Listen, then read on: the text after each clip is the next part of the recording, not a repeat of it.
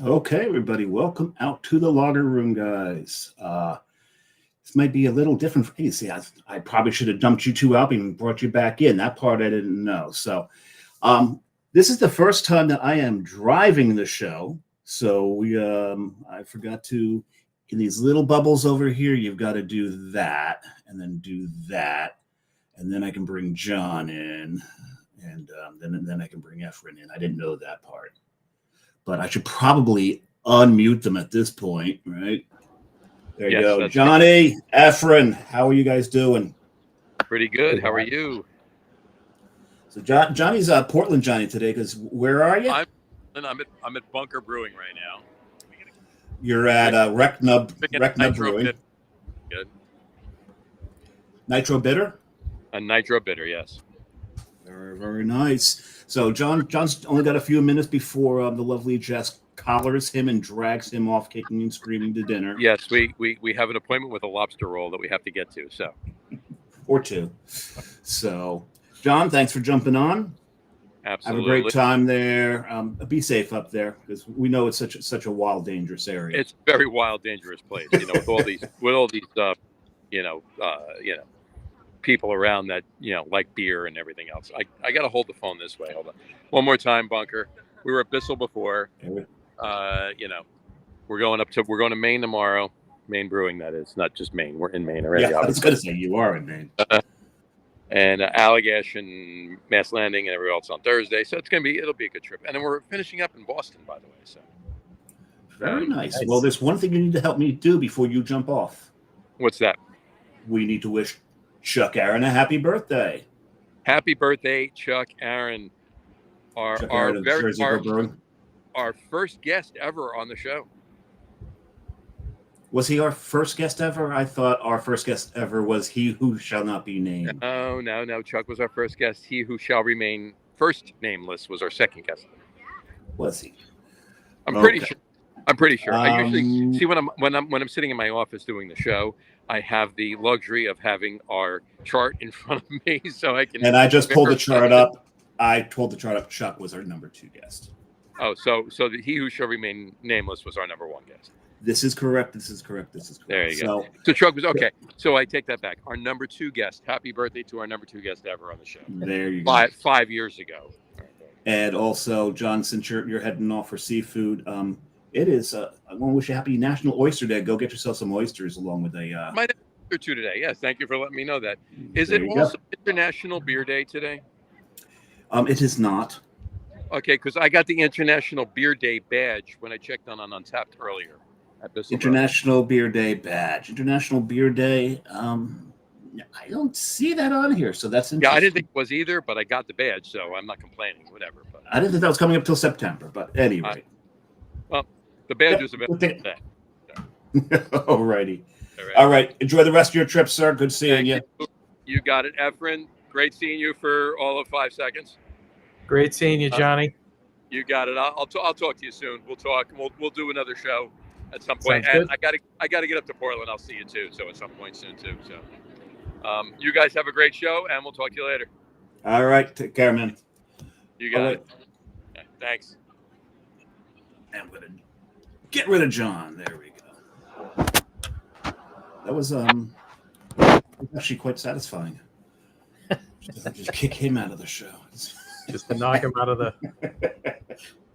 That's great. No, but I'm saying that just out of jealousy because he's up in Portland right now, Right. But he's not sitting here with you having a beer. What are you drinking? You drinking something?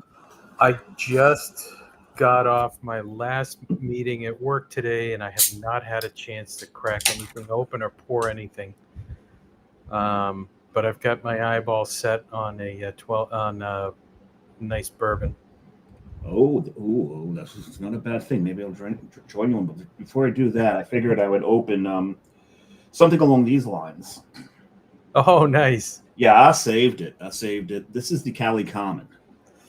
So, and I got to do what John does. John likes putting up the stuff that we drink on the show. So there we go. We have the crawl. Providence Brewing Cali Common Steam Beer, 5.7%. So we had this when I was up there. What was it about there? A little over a month ago, wasn't it? Yeah. A little over a month ago, and This is held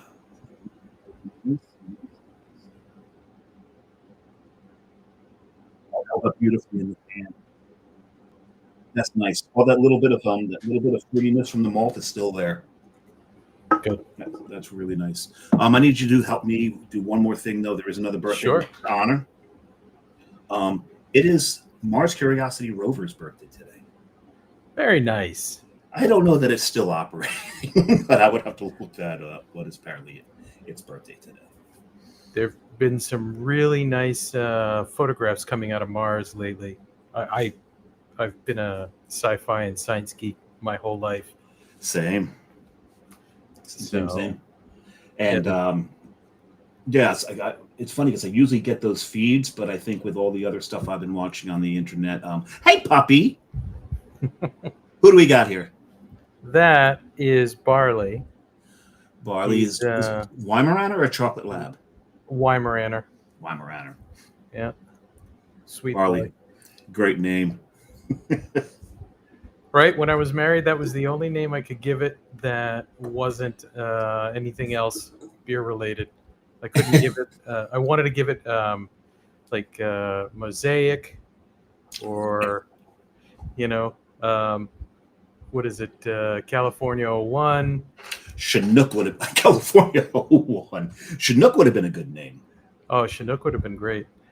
Yeah, we almost started with Henry because it would have been one of those great things. Whenever he does anything, it's like, oh, Henry. And that's funny. It's I'm sure not a lot of people will. That's an old school candy bar right there. Yep. And what was it? It was very similar to the Payday. Yeah, it had peanuts, right? Yeah, it was one of the peanuts. Not like a Snickers. I don't think it had the carrot. I don't think it had the caramel. It was like a rolled nougat chocolate peanut, right? Exactly. That was a good one. And if you flatten the thing, it was a what was the patty version of it? It was named after an athlete. Henry was. Oh no, Baby Ruth was also very similar, right? Yeah, Baby Ruth. And there was one that was like a patty, and I can't remember what it was. Anybody out there that's listening who knows what I'm talking about? Was it? It wasn't the Charleston, because that No. That one was only edible when it was frozen and broken. Yeah, and it came in 3 flavors, right? Chocolate and chocolate, vanilla and chocolate, and strawberry and chocolate. Yep. So we should in top 3 chocolate bars today. Sounds like we almost did. So we haven't had you on. It's been 2 years since you've been on the show. I know, it's been kind of crazy. John's checking to see if I'm actually noticing the messages. So yes, I am noticing the messages, John. Hi, John. Hey, John. We just say goodbye to him. He misses us that quickly. He missed us. He's probably waiting now because he put his order in. They've got a little bit of a drive to get to where they're going, so he probably is. He's probably in the car doing that. But we haven't had you on in. It's been over 2 years. It's like February of 23 is the last time you were on the show. Damn. And yeah, that's kind of insane.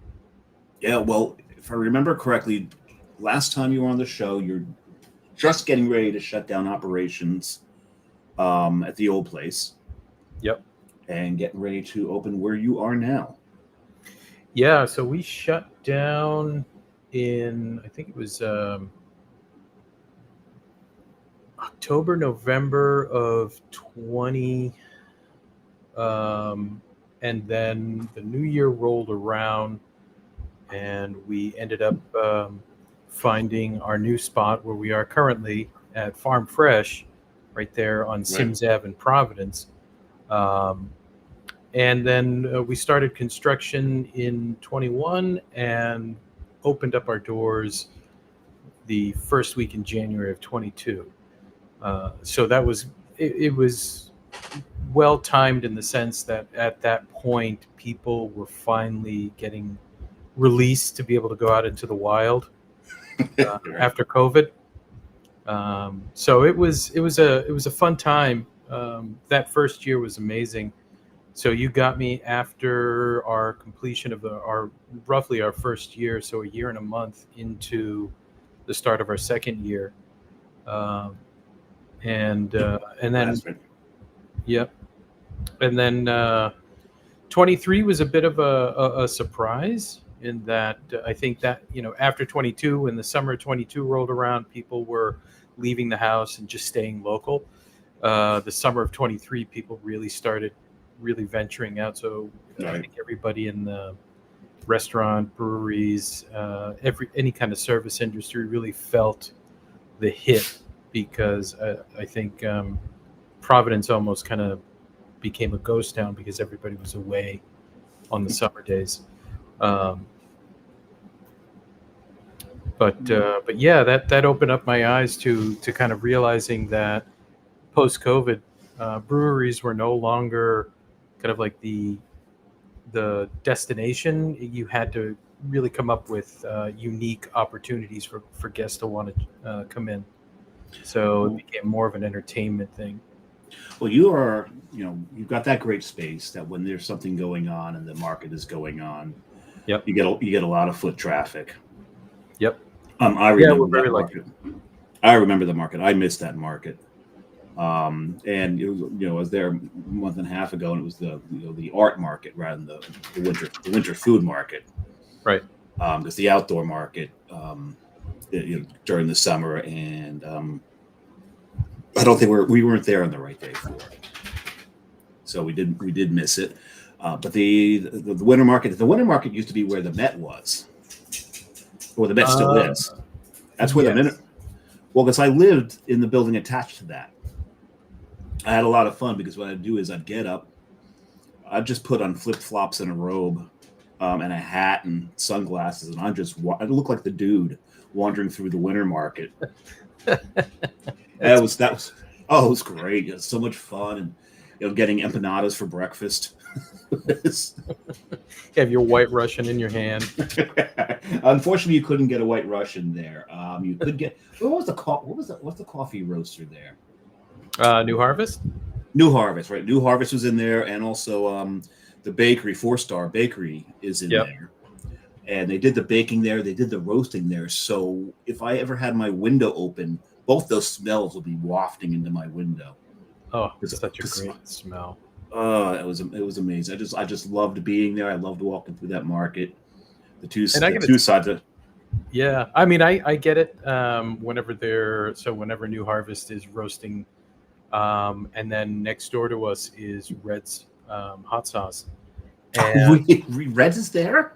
Yeah, and whenever Chef Deja is putting together, starting to prepare the next new batch that she's working on, it smells incredible because it's just like garlic and all of these incredible aromas roasting. And I every time I smell it, I always think it's like one of my childhood family gatherings where we always had a pig roast, and it's like, oh God, And the thing is, it's funny because, I'm not sure if everyone knows, you're of Cuban descent. Yes. Carrie's of Cuban descent, and I've always felt that no one cooks a pork better than the Cubans. I actually dared to say that in front of a Puerto Rican once. Oh my! And he looked at me and went, "I wish I could argue with you. I really wish I could argue with you." Yeah, there's something amazing about like a pork roast like that. The house used to smell incredible right from the day before Christmas Eve. So the eve before Christmas Eve, my dad would start prepping it, and then on Christmas Eve we'd go to my aunt and uncle's house, and then all the family would be together. It was amazing. Jealous. I've had a few suckling pigs, but never been at like a family roast of, where you just dig into the pig and everyone's fighting over the snout, right? And the jowls and the cheeks, right? Those are the best parts. Yep. Or just the skin. I mean, the skin alone was just amazing. Well, there's enough skin for everybody, at least. Yeah. But there's only 2 cheeks and one snout. I remember I was at Hofbrau House in Manhattan, and we were on the day where they brought out a roast suckling pig. So they cut it up into these little things, and they had the head just sitting on the plate. And I said, well, can I get the cheeks off the head? And like, you can take the whole head. Like, no one ever takes the head. Like, are you kidding me? So I took the head back to the table, and at this point I was already 2 3-liter boots in. So you can imagine where my head was. Yeah. Because I cracked the thing open, I ate the tongue, and then I started eating the brain. Oh, so good. I can't. No. And then there was a bunch of younger kids next to us, and it was a bachelor party, and I made the bachelor have some of the brain with me, and he was he was a trooper. Good for him. He was a trooper. Yeah. I don't know if I'd ever do that sober, but I was surprised at how creamy it was. Honestly, I've just grossed out so much of our audience at this point. Hey, you know what? I mean, it's food, right? It is food. Pig's feet are awesome. I don't think I've ever done the feet though. Yep. Never done the feet. Now, when we were talking about you coming on the show, we're talking about some topics, and you started in on it. And that was the post-COVID climate for breweries, and I know that between the time when I lived there and the time I left, there's been some closures. There's been a bunch of closures. Just some of them were just moves, but we got a bunch of closures. But what I found interesting is 3 of them, someone just jumped right into their spot. Yep. Right, like Line Cider, you've got Crafted Hope in there now. Mm-hmm. They've changed the tap room up. 6 Packs closed, and Tragnar. Mm-hmm. They're in there. They're doing good stuff. Yep. I was impressed by their stuff, and then Beer on Earth shut down, and you've got Origin in there. You got Origin, and then Sean's location closed down, Revival closed down, and Right. Buttonwoods moved, and then Morgan moved into Buttonwoods. Right. Or Who's in Morgan and Buttonwoods moved into the space. Right. And Revival, when I was there, Revival had moved from their old space into right near where you are. Exactly. Not in Farm Fresh, but just across the entry drive. Next building over, yeah. Yeah. And now Buttonwoods is in there, moved out of the that old warehouse with the bombed out parking lot. You took your shocks into your own hands when you went to park back there. And if it had been raining, I saw compact cars just disappear into potholes when it was raining. It's like, oh God, I hope he's got a snorkel. Oh my God. Yeah, keep your foot on the gas. No, just keep going, just keep moving. No, but so I found it interesting that you had all these closures, and these were obviously COVID closures. Yeah, maybe somewhat. It could be. Yeah, in some cases, I think. Yeah, I mean, COVID definitely. I'm only speaking for myself. COVID really hit us hard. When you say us, do you mean your brewery or the Rhode Island Brewery? Providence Brewing Company. Providence. And I'm sure. I mean, I think we all experienced that when the height of COVID was in play. You know, but if it wasn't for the work that Gina Raimondo's office had done to kind of craft the language, to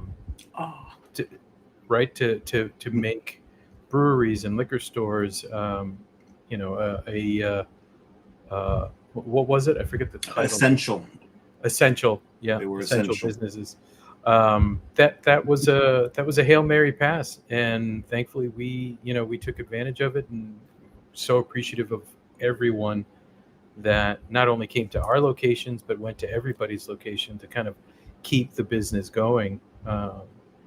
That's what I should have done. I should have worn my Knock It Off shirt. Man, do you remember that? I do. God, that was so funny. Yeah, Knock It Off. Oh my God.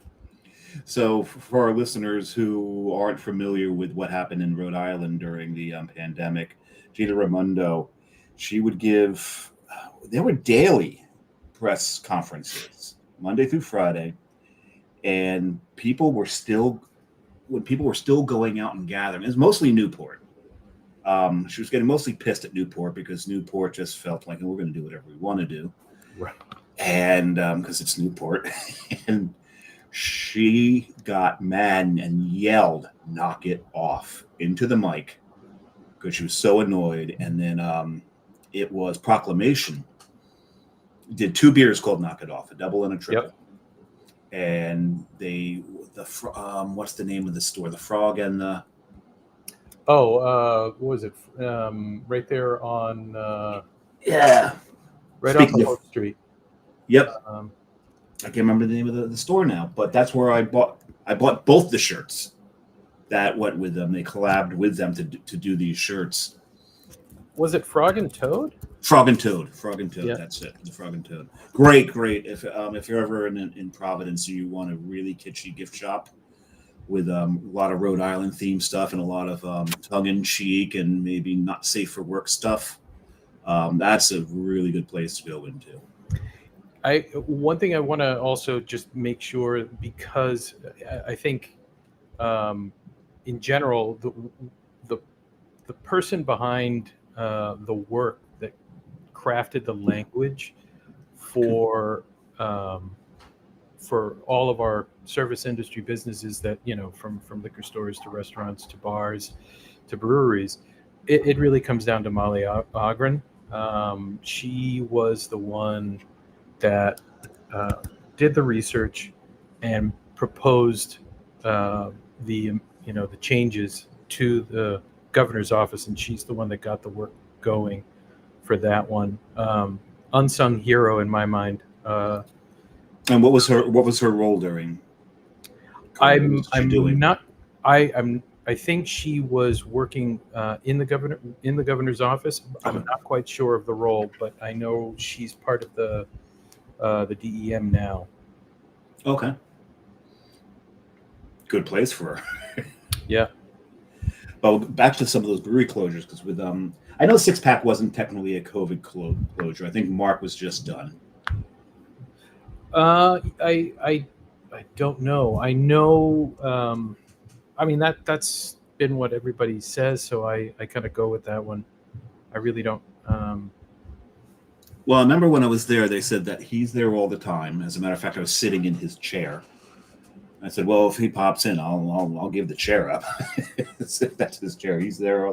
They said they claim that he's just there to make sure they're not abusing his equipment.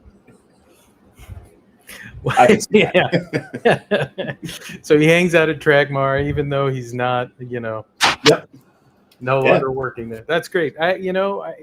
It really is a great environment to be a part of, whether you're working at your own, or you've retired from your own, or hanging out with people at a brewery. It's just such a great environment to be in. It's such a unique culture. Oh, it absolutely is. And it's funny because there are a few exceptions here, but from state to state to state, it's very much the same thing, where the brewery owners, the brewers, the beer tenders, they all know each other. Mm-hmm. And there's no animosity. And John likes to use the word co-opetition, because there's competitiveness there to a point. Yeah.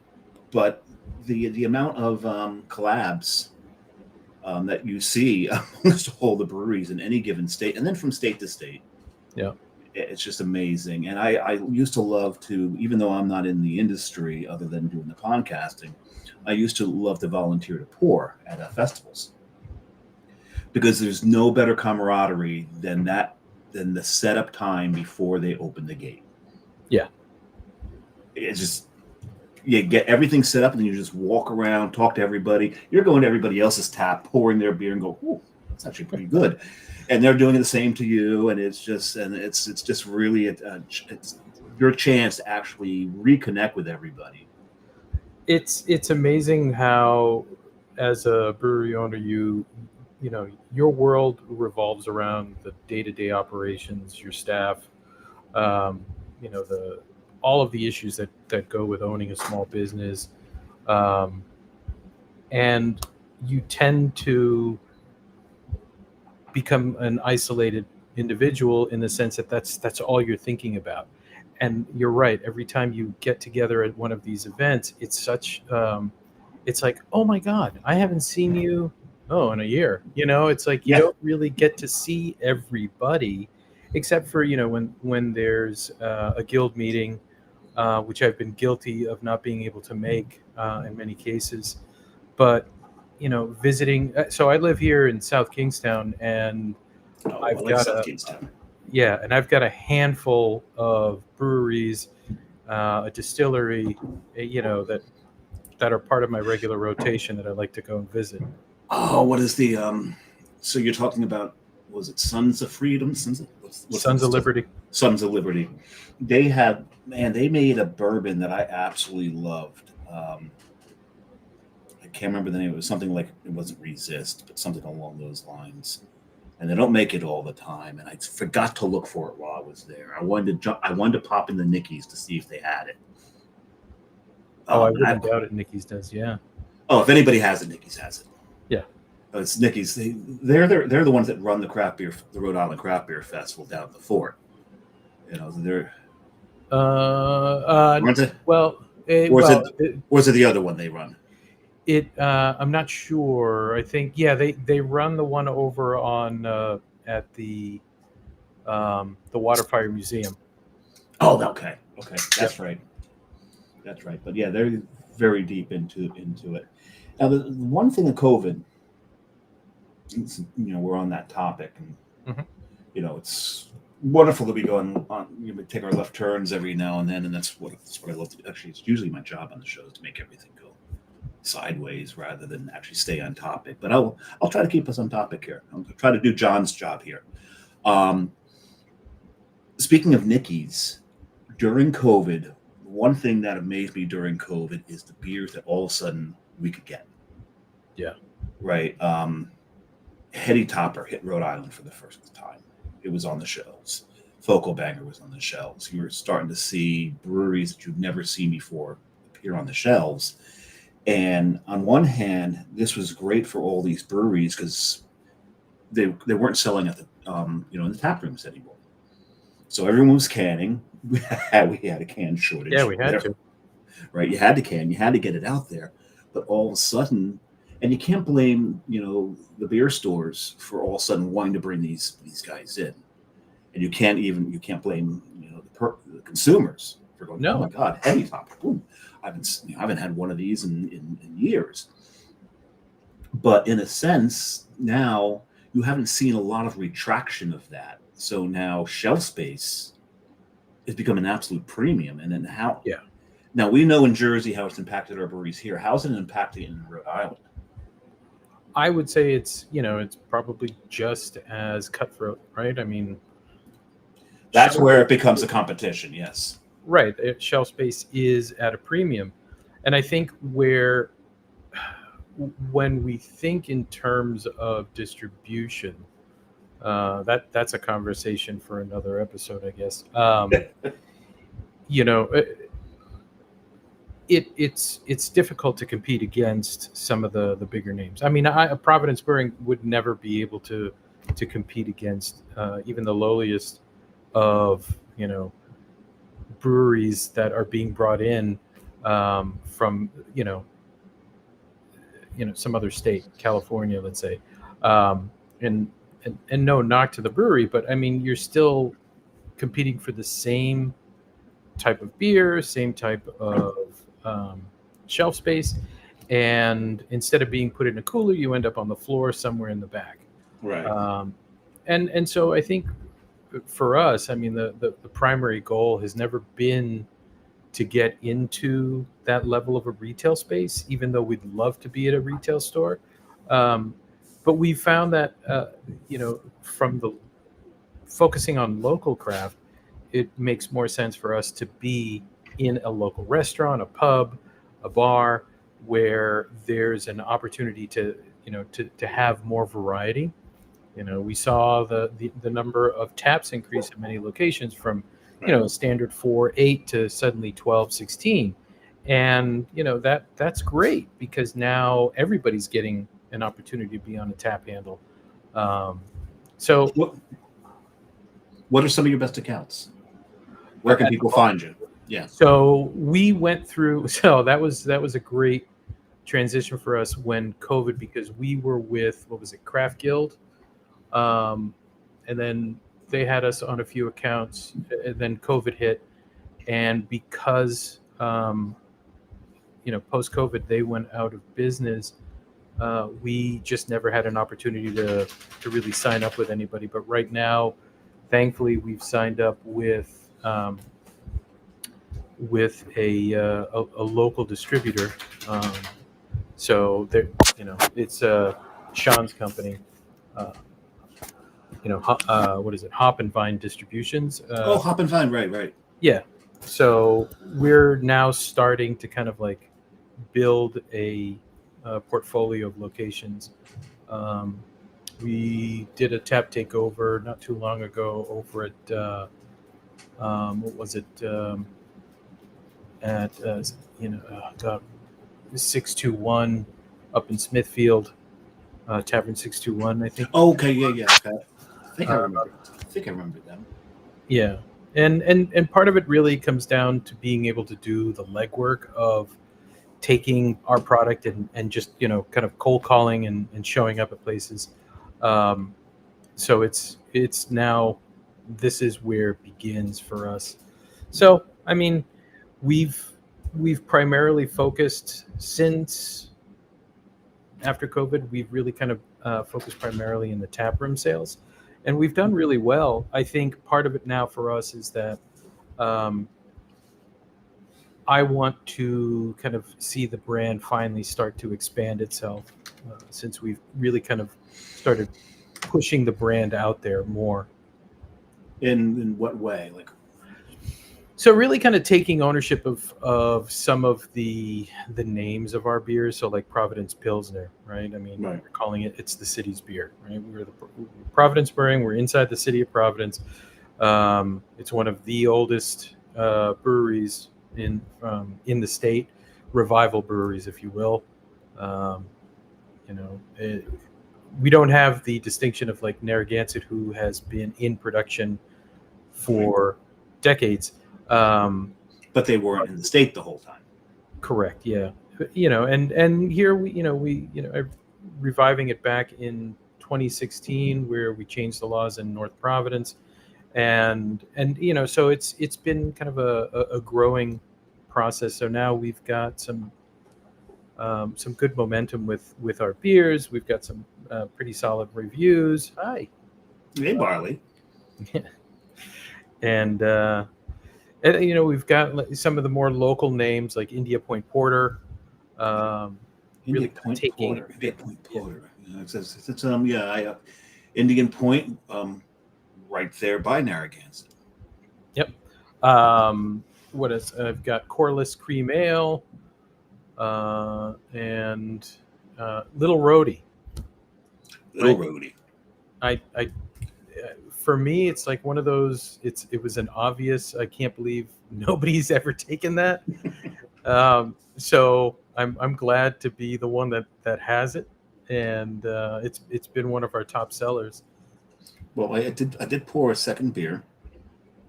It's Moonbase Alpha. Ooh, nice. I'm loving, and I'm really glad I got to drink this on Mark's Curiosity's birthday, because you've got this whole. It's more of a lunar theme. I get that. Yep. Well, moon-based, kind of because that's lunar, but still, there's that space theme from one space nerd to the other. This has got an amazing bitterness to it. Thank you. Yep. I'm loving that. This is more West Coast than a lot of beers that you're going to get in New England. Yep. Let's face it, it's a dying. You don't find it as much. I don't know. Have you seen? Because what we're starting to see in some of the places I've been, and as well as New Jersey, is people are starting to thirst for those pithy West Coast IPAs again. Yep. You're seeing that they're good. Yeah, it's kind of it's a funny cycle. I mean, everybody was hot and heavy with the very juicy, hop, fruity, kind of tropical aromas and flavors for an IPA, the New England style. What Heady Topper started essentially, Right. and now we're starting to see over the past couple of years a transition into not just the lower ABVs, but more of a traditional beer styles. So like the Pilsners, the lagers, things like that are, crisp and clean. Yep. And as you can see, this one's 5.1. Yep. Actually, that's an India Pale Lager.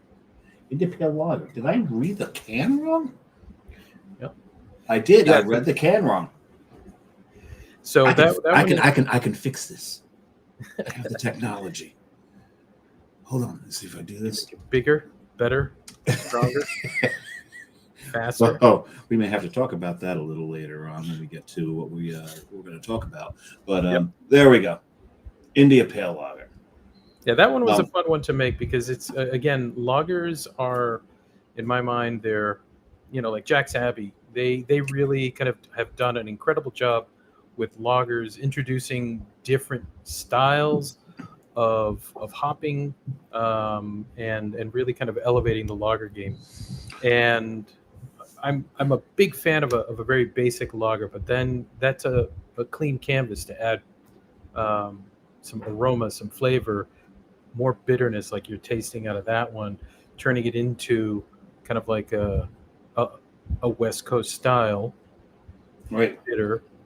Right. Well, that is, and it's funny because there was a time where a lot of American lagers always had this kind of lager funk to them, and so a lot of the places that made them, they added hops to it to cover up that funk. But what we're starting to see now, we're starting to see American breweries figure out how to make a clean lager. Yep. And we've got some really good lager houses out there now. My favorite being Schilling. Oh, Schilling, yeah, solid. They're the kings of lagers and classic styles, European styles. Even Treehouse has gotten into the lager game and killing it. Yep.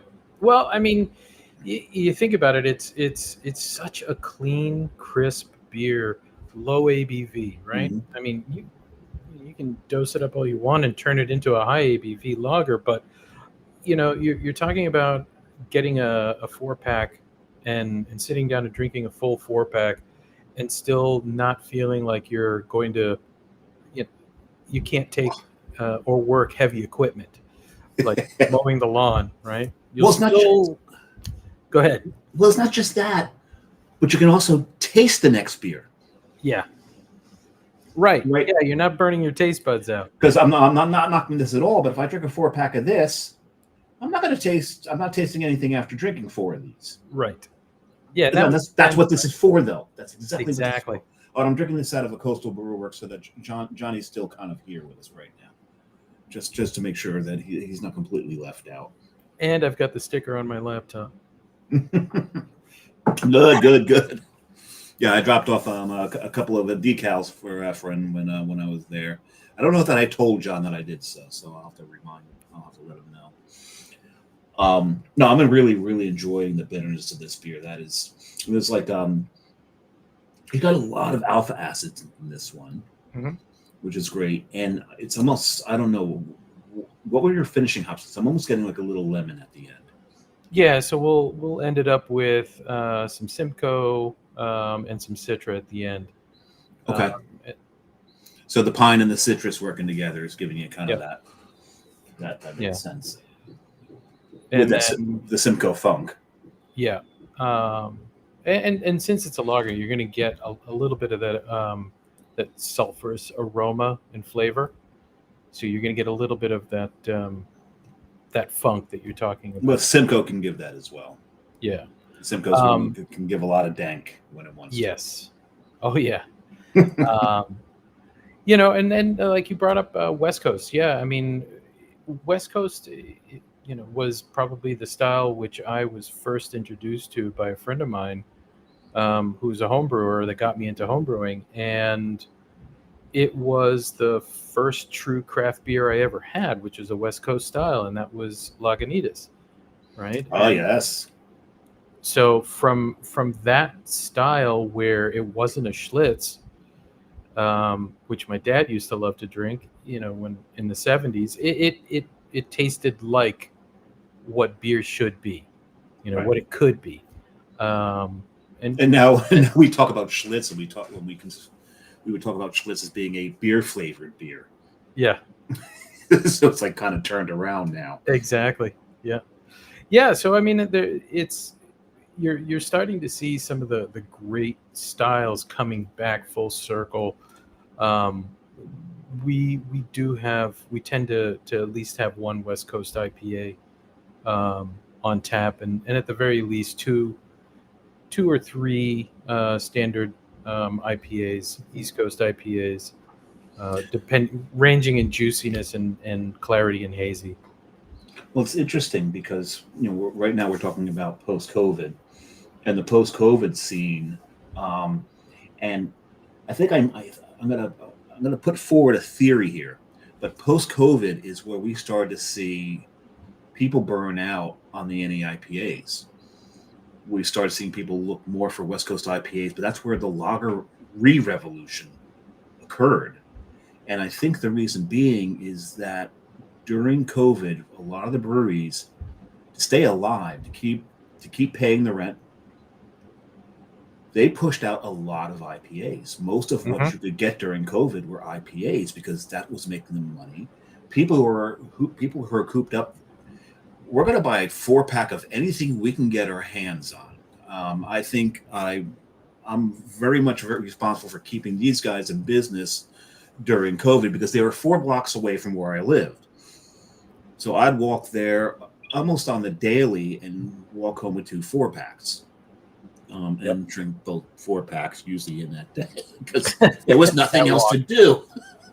Usually online in a Zoom call with Jersey Johnny and a couple of other of our friends until about 3 a.m. because none of us got up until like noon the next day because none of us were working. Right. You couldn't go anywhere. You couldn't do anything. But I think COVID and the brewing habits for an economic reason are what burnt a lot of the country out on IPAs. I would agree. I think when you're locked in like that and you've got limited options, but don't get me wrong, I mean those limited options were all amazing to begin with. Yes, they were. So it's like, oh darn, I have to have another Captain's Daughter. Okay. Oh, Grace Ale, what a great beer. I haven't had one of those in forever. I pretty much subsisted on Driving Miss Hazy and Nemesis. Yep. Those were a big part of my diet. And anything else that Rob was going to push out the door during the time. This came out during COVID. Yeah. That was that was so well timed. God, that was awesome. And it's funny because the people who were in Rhode Island, in New England at the time when this beer came out, and you talk about that beer, they're like, "Oh, he's just busting on Brady." I'm like, no. This was Gronk. Yeah. This is when Gronk came back out of retirement to go play with Brady down in Tampa. Yep. They didn't respond to Brady so much. That stung too much. But when Gronk did it, it was fair game, and everyone jumped on. This one was about Gronk. That was a fun beer. That's awesome. That was a really good one. Yeah, this was a key lime sour. That's what they did. Good beer. Now we were talking about the other thing that you wanted to talk about was creativity. Yeah. And having had a I just forgot the name of it, Ubi, an Ube beer at your place. Yep. That was, and it's funny because Ube, and I think I told you when I was there. Again, if you go back to Smug, and we'll talk more about them a little bit. But when I first moved in to where I was, my first time to the brewery, it was their first anniversary. and they had done a collab with the the ice cream sandwich shop just down the road from Origin and Moniker. Their name's eluding me right now. It's that ice cream sandwich shop. Oh, I don't know. I forget their name, but they had one with ube ice cream, and they did their anniversary beer with that. That was their collab. Yeah. For the longest time, I misspoke and said it was PV Donuts, but no, it was actually the ice cream sandwich shop. But I had an ube beer at your place. It was fantastic. Thank you. Talk about that one a little bit. So that one, surprisingly enough, that one came about from so I work a full-time day job as well, and happened to be in Boston at the time, and part of our team meeting or our team building was we were heading into Government Square Center Plaza, and there was an event happening, and there were a ton of vendors. And one of the vendors was selling all natural frozen pops. And one of them was mango, another was blueberry, and they had an ube one. And I was like, I've never had that. Let me try that. And right off the bat, I mean, that earthy flavor, that, you've got this sweetness, but it's also tempered with, that it's still umami. It's still very umami, right? But it was so delicious. And then I'm trying it, and then I'm like, boy, this would taste great with blueberry. Can I have that blueberry frozen pop? And then here I am with the purple one and a blueberry one. Yeah, and I'm like, oh, this is great. Yeah, yeah, not the best look to have with my hands right there. So anyway, we're not judging. But and then I was just trying, and I'm going, okay, and so they also had a banana one, and then I'm like, I'm trying all these different flavors, and I'm like, oh my god, these combinations, the ube, the banana, the blueberry, all three would go great, and so that's kind of where the impetus for the ube, the original ube sour that I did, which was Tiki Yummy, and then the other one that's recently out there right now, which is the just our ube seltzer. Again, all of these incredible flavors. You add the vegan vanilla soft serve to it. You add a little bit of some fresh blueberry puree, and that really just elevates all of that together. And it complements a sour ale. Again, sour ales are incredibly versatile. Yeah. And if you want to try it, it's Tricycle. Tricycle is the name of the ice cream sandwich shop. So if you really enjoy that ube, get the Tricycle. Oh my god! Grab that ice cream sandwich. It is absolutely delicious. That sounds amazing. It is fantastic. Yeah. Oh my god! It's ube and coconut. Oh. Yeah, coconut. Again, yeah. Coconut is one of those that blends very nicely with some great flavors. And I can't wait to try that Tricycle. Okay.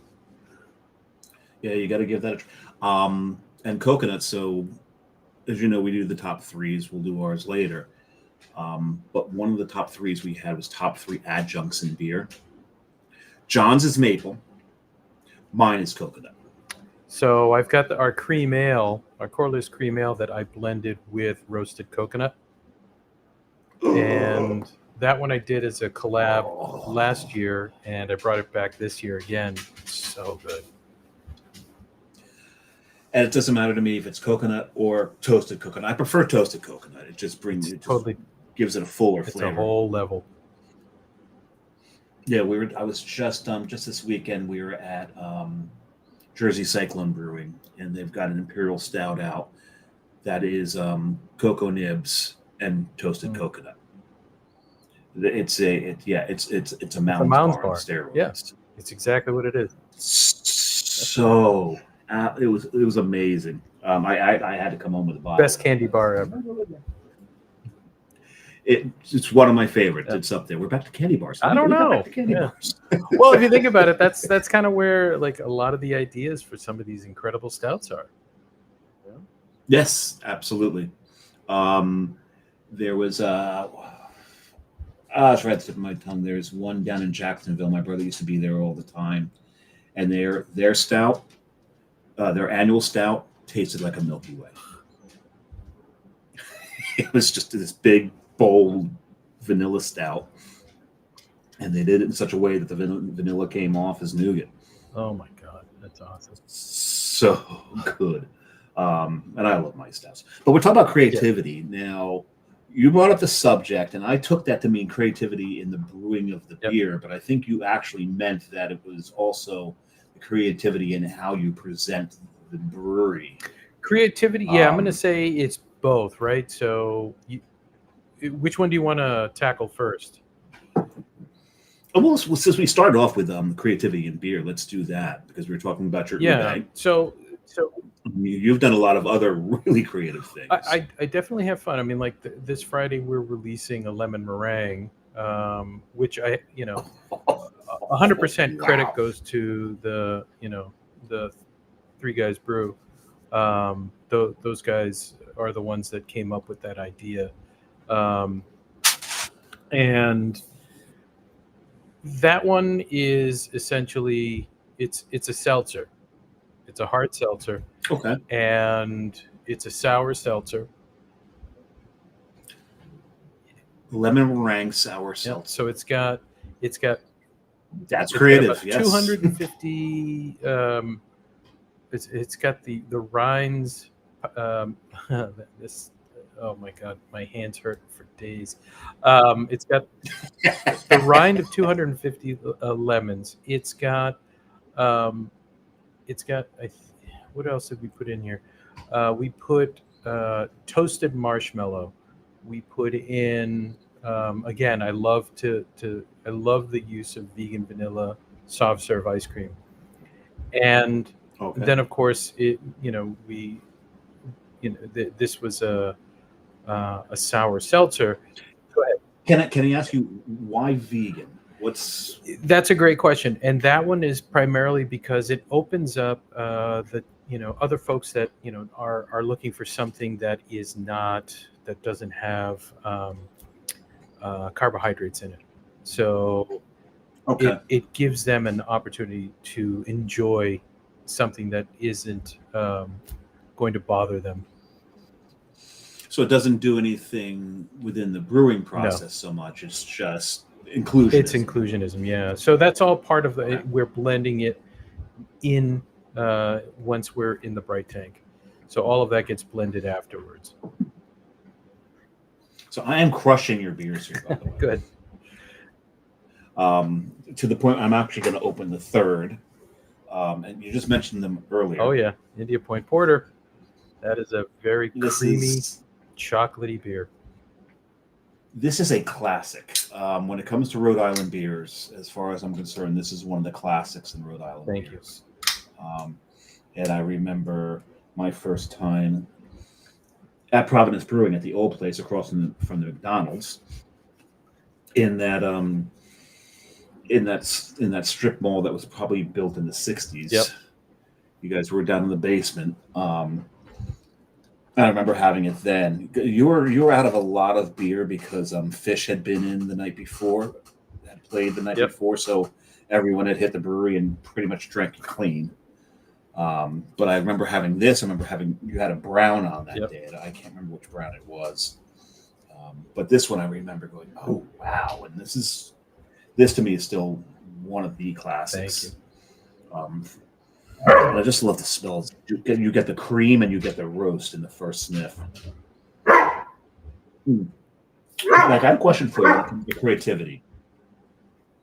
Because there are some breweries that really get a little too creative, where they're taking themselves out of the mainstream. And unless they're well established, how do they I don't know how they survive if they get too creative. So talk about the balance. How do you remain balanced between catering to those people that want the NAIPAs or they want the lagers, and those people like me who've been in it for a long time, like, I want something different. Right. I want something that I've never tried before, like an ube sour. Right. When I walked in, I looked at my ube sour that's what I want. That's the first thing I want. I want that ube sour. Right.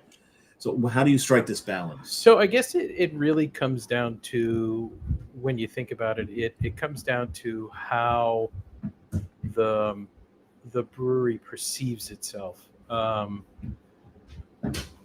I've never been one to think in terms of, we have to do this one style all the time. It has to be this. We can't deviate from that. I look at it as that beer is such an incredible, has an incredible portfolio of styles, origins, and there's an opportunity to try everything. And I don't think I'm ever going to get through the whole, the whole gamut of everything that is beer.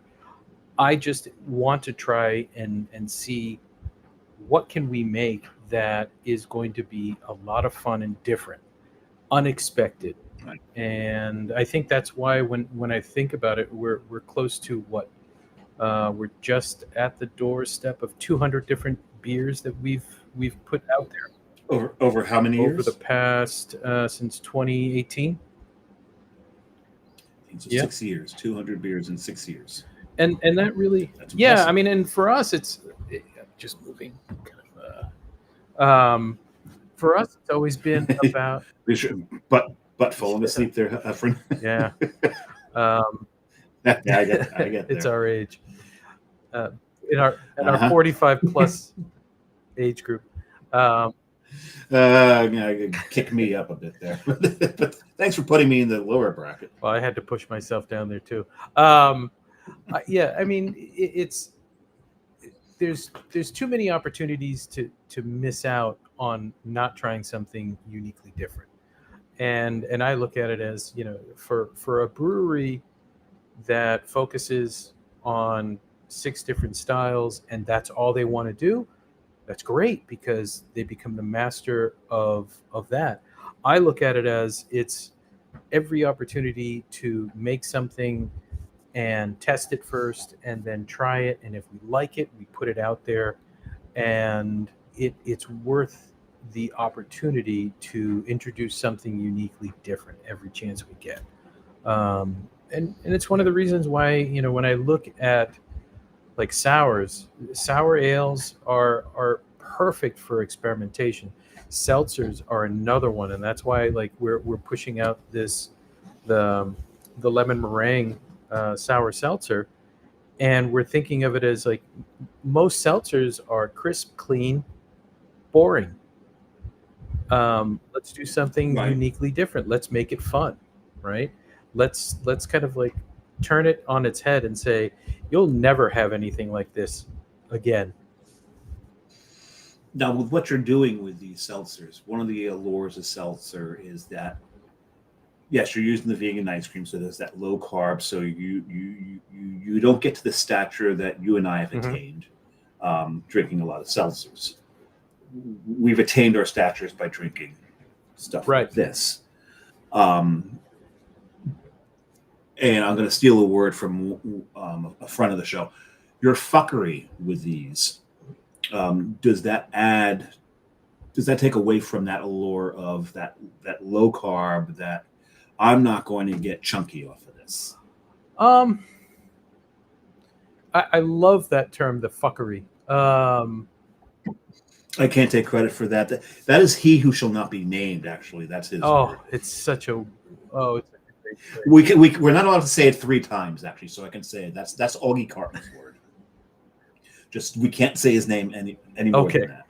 Just say it. Honestly, that fuckery is the heart of creativity. And it in my mind, does it take away from the junk? No, I think it adds another opportunity where we've been building our portfolio based on beers. This really is intended to attract the non-beer drinker and it really is intended Right. to expand the portfolio in a different direction. I've always been a firm believer that beers are like a distilled spirit. I mean, they all have different flavors, different approaches, and they can be. Speaking of, I thought you were going to drink bourbon. Because my laptop is on my lap, and I wasn't able to get up fast enough before the show started to get myself situated. I will, and I'll photograph it and I'll text it to you. We've got to get you something to drink while we're talking here. But anyway, continue on, and you've got a background there, so I don't think much is going to change if you just get up and Again, I've told you. I work in technology research. I know you say you're a Luddite, but here I am as a Luddite. I didn't even think of that. I think you can manage this. We're not going to. The background shouldn't change. We should be able to pull this off. Because I always feel bad we're on the show and someone's not drinking for one reason or another. We've actually been on the show where John has pretended to drink, but he was on because he was on antibiotics or something. So he's got iced tea and he's pretending to drink beer. And of course, being the friend that I am, called him out on that. That's what we do as friends. Yeah, everyone. That's what you got to do. Like they said, someone doesn't know you. If you fall down, they're going to help you up. A friend's going to help you up and ask if you're okay. Real friend's going to laugh at your ass and go, walk much. Right. That's the whole point right there. That's the thing about a best friend. Yep. You got to make fun of each other. So yeah, I mean, creativity for that in that sense, if we're still on that, I think I look at it. No, of course. I look at it from the point of view of, and it, I give lots of credit to my brewer Mark, who's taken over the day-to-day operations for me from the brew house point of view. I give him credit because he puts up with a lot of mud. What are you drinking there? What's so I've got Colonel E.H. Taylor's small batch. Oh, damn, that's a good one. And man knows his bourbon. Oh, it's good. That's one of those that is really good with a cigar, but right. Yeah, I know. I haven't gotten it. And there's a really good cigar shop down here, over by Gansett. What was that? Oh, okay. I don't remember that one. But then again, I had to stop smoking cigars. We can thank COVID for that one. It left me with little lung damage, so I can't even smoke cigars anymore. Man, sorry to hear that. Yeah. It's you do. Cheers. Oh, I love that old school glass. Now with the so creativity is back to that. There's been many breweries through the years who have decided to mess around with something. Take this, and what they've done is they've invented a whole new style. Right. Have we exhausted new styles? Do you think there's any room out there to ever come up with a new style, or is it just really sub-styling something that everything right now is sub-styling anything that exists, but where can anyone go where they're going to make a style that actually sticks, like the black IPA? Right. Which we know is a contradiction in terms. You can have a black India pale ale. This doesn't make sense, but we know what they mean by it. But do you think there's any chance anybody's ever going to be able to invent a new style that sticks?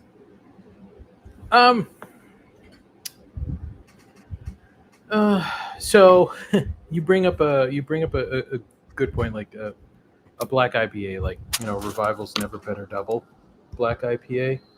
That was amazing. Yeah.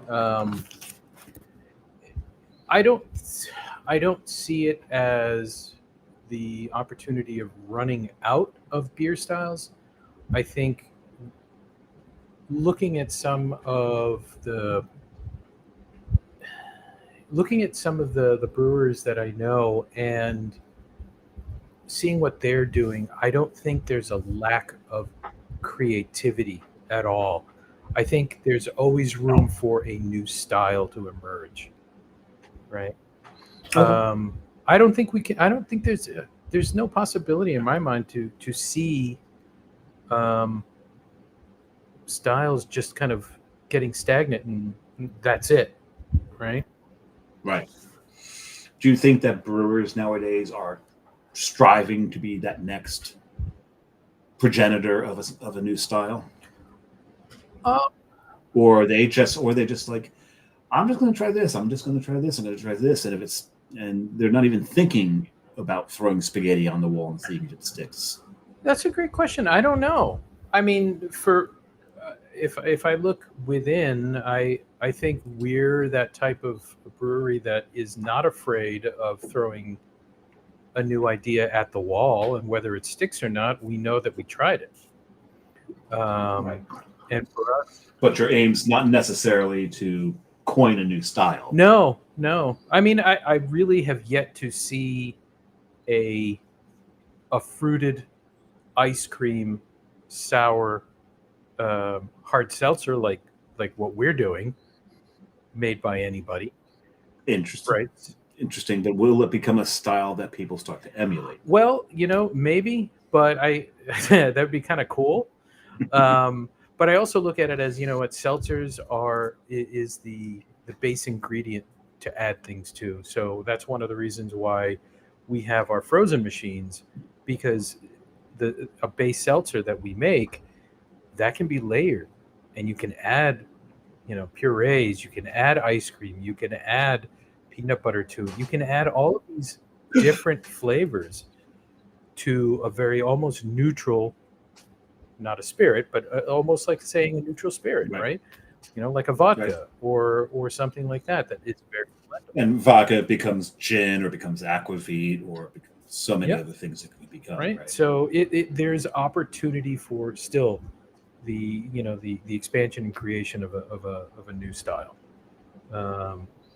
Yeah, because we joke around a lot on the show about the way things are going and how crazy people get with some of these things. We joke about, the barrel aged, smoked, sour, fruited seltzer. It's like you're just taking the epitome of maybe taking things a little too far. But that sounds exciting. So, right? Right. And it's something, if I walked into someplace, and if I were a seltzer drinker, and if you could, my belly is down here and it's huge, you would realize I'm not a seltzer drinker. But if I were, or even if that was like a beer, like, I want to try that. Because I've never had anything like that. Look, when we started putting beer on a frozen machine, I mean, we weren't the first ones to do it here in Rhode Island. I'm going to give credit to Proc for having that. I'd say Proc was right. I saw it when I was down in Florida with my family, and we happened to be at a local restaurant. Sorry. We happened to be at a local restaurant, and up on the wall, Barley's doing his job. And up on the wall were just a bunch of ice cream machines, but they had, instead of like alcohol, they had beer in them. And I was just like, oh my God, there's a frozen, which one was it? Buddha. It was an IPA. Oh, Funky Buddha. Right. One of their IPAs, frozen, and it was like with cranberry juice, and I'm like, that's unique. And I was like, okay, let me try that. And then as I'm trying these different little things, I realized, okay, some beer styles don't lend themselves well to be frozen, but what beer styles do? And that's where it kind of started rolling in my head. It's like sours. You imagine IPA, not so much, but sours absolutely. Sours absolutely. Porters, stouts, right? In Florida, there's a business called Hippo, HIPPO, and they do frozen bars, and they actually collab with a lot of the breweries and do ice bars, frozen, whatever, with their stuff. And the one that I was talking about, that was the Milky Way stout. And I wish my brother would kick my ass because since I can't remember the name of the brewery, because it was one of his favorite breweries in Jacksonville. They're still there. They moved. They're right near the stadium now. So I could probably easily jump on a map and find them. But they would do not just that, but they'd do a bunch of their other stuff in popsicles. That's the word, popsicles. And they were just their popsicles to begin with are imaginative, but working with the breweries the way they do, so they did them in popsicle form. I that to me is taking something so standard, right? Grab a beer, right? Freeze it, because I mean, you had, what was it, Miller Ice, and you take a beer, you freeze it, you turn it into something that is outside of its norm. I mean, we also do shave ice beer. I mean, we'll do a shave ice sour. And that, I mean, it's again taking something that people are used to receiving it in one way and introducing it in a completely different way makes it fun. And that's, again, creativity now on the business side from the brewery point of view. Whereas there's creativity with the product itself. Now you're looking at creativity from the actual establishment. And I think that's where the opportunity still is available for breweries, because again, like I said, I look at a lot of our products as a base ingredient for creativity. And if you're willing to take that chance and say, you know what, we not only have standard beers, we'll have room temperature beer, we'll have frozen beer, there's everything you can do with it. Again, beer is such a open playing field for creativity. Now, one of the things that we knock on a little bit on the show is, and I don't know how much this falls into creativity or not, where you've got a lot of breweries, they take one basic recipe, the malt bill's the same all the time, and all they do is keep swapping up the hops. Mm-hmm. In my mind, that's not very creative. No, that's a monetarily driven variation. Right, and a lot of people love it. A lot of people buy into it. That's fine. For me, that's not for me. I look for more from a brewer than just mixing up hops in the same recipe over and over. Right. So that's what I'm looking for. Now, another thing you brought up was, I think you phrased it, we're all entertainers. We have to. Explain that, though. Where are you talking about being an entertainer? So the best example I can give you, like, Morgan does an incredible job of putting forth this persona online. He'll do these things with his cans. He'll, like this last one where he was wearing it was just one of the most recent ones that he did. And there was it's like he's putting himself out there. He's being, connecting with the community, being creative, and just enjoying being in that forefront. So you're talking the social media. Yeah. Right. So in that sense, he's doing a great job of that. And oh my God, I've only had 2 big pulls and I'm already feeling it. What were we talking about again? The being an entertainer, making sure you're out there on social media. Yep. You've got to get yourself in the face of everyone out there, because it's a competitive field. Not to keep talking about Smug, but I remember one of the things they did the cranberry sour. And you remember Andrew, the Alaskan Adonis that used to work for him with the long hair, They had him on a skateboard going past the brewery to Dreams from Fleetwood Mac, drinking the cranberry sour. And I'm sure that stuck with everybody. And it was great because he's going and his long hair is flowing and all that. He's just really. Apparently, it took like about 7 or 8 because his hair kept going into his face. But that's the thing; you have to entertain, and they were going off of that, and they were riffing off of that that Ocean Spray commercial, right? That they ran. It was an Ocean. It wasn't an Ocean Spray commercial. It was just a guy who put it up on social media. And wound up Ocean Spray, gave him like a lifetime of cranberry juice for doing it because it was so perfect, and they played on that. But so Morgan's your brewer, right? Or is he? No. Morgan owns Buttonwoods Brewery. Morgan does. Yeah. My brewer is Mark Stone. Mark, and I got to meet Mark when I was there briefly. He came in. So now, what are you doing on social media? Morgan's always over there doing that for Buttonwoods. What do you? So I focus primarily on capturing the beer at its, in a moment. Okay. Kind of capturing not just the style, but also I'm driving for what the beer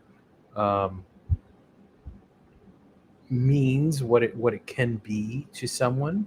I'm also looking at it from thinking in terms of I've got to have that, so desirability, right? And that's where I think in many cases I'll so every now and then you will have like a wardrobe malfunction during the. I don't think. Yeah, I mean, if that were the case, it would be down by my hip. Right. Well, I'm a 45 pluser, so yeah, things aren't as firm as they used to be. They're more elastic. Yeah, I'm almost getting to the point where it's like, you know what? Maybe what you call it, make not a bad idea after all. I just forgot what they're called. Suspenders. Yeah. Yeah. I haven't gotten there yet. Thank God. I mean, I'm still I resisted readers for the longest time. So yeah, creativity from our point of view is really kind of focusing in on that feeling you get when you crack open the beer the first time, the sound, the memory. You're playing with someone's memory by playing what it looks like when it's pouring into a glass. I'm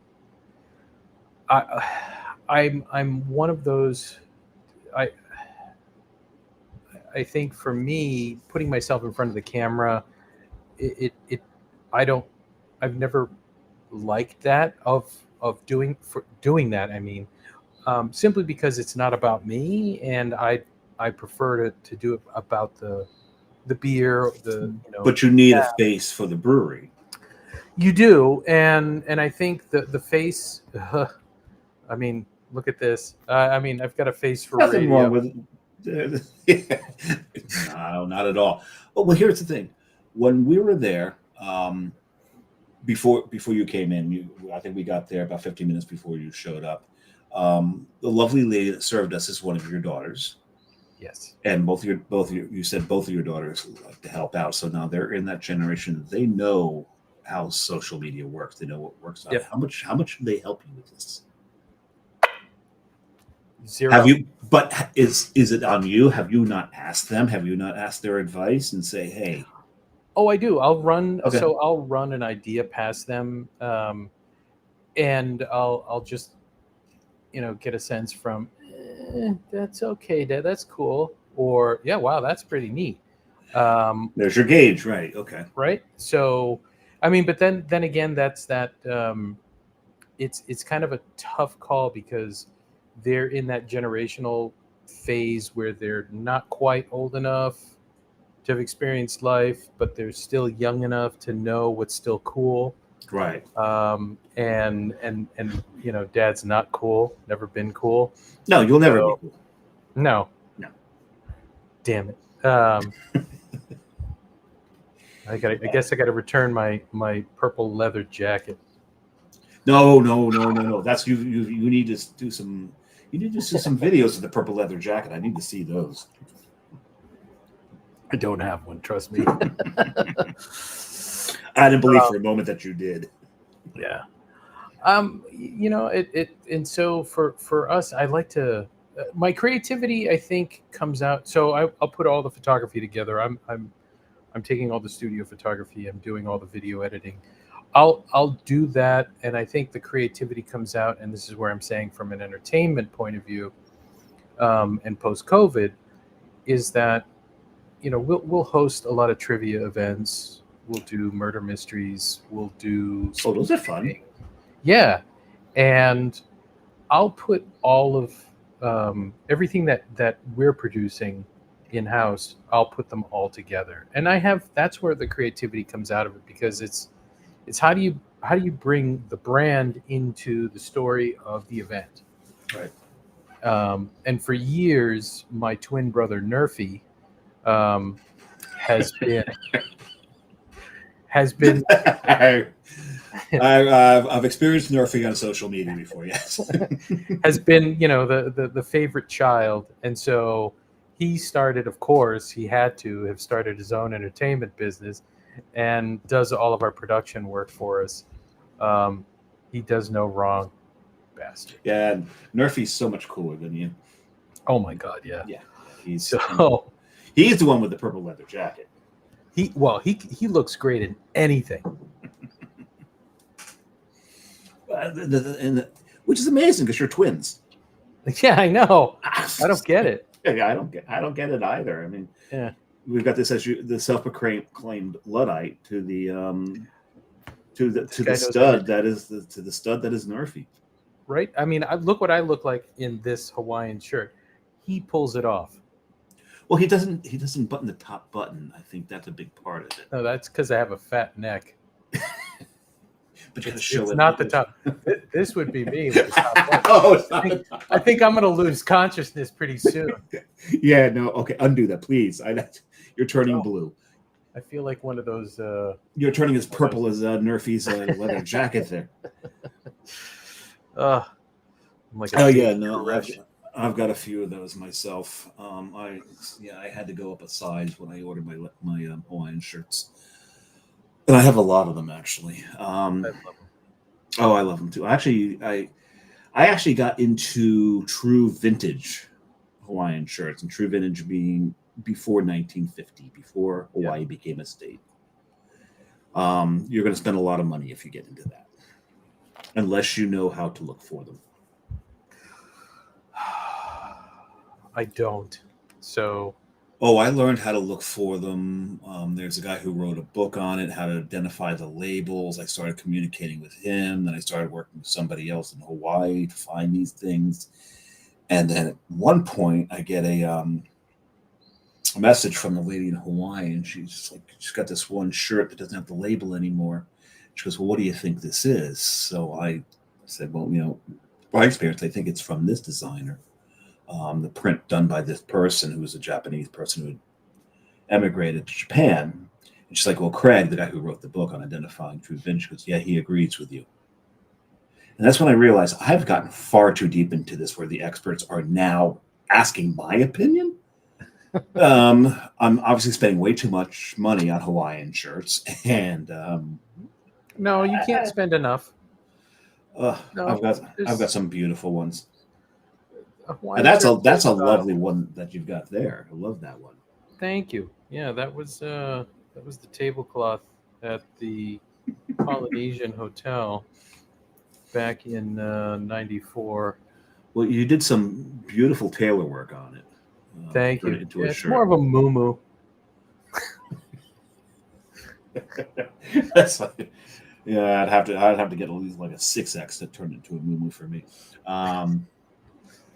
But no, back to what we're talking about. So we went over post-COVID breweries. And I want to jump back to that briefly and just talk about the shirt I'm wearing, because Smug's talking about closing. Mm-hmm. And, it's they a held generation of brewers, man. I mean, That's the second generation of brewers.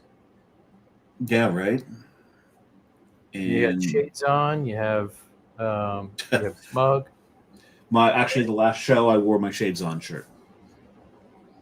And Shades On was one of the first to go after COVID.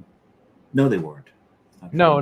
They That was just recently, wasn't it? Yeah. That they closed.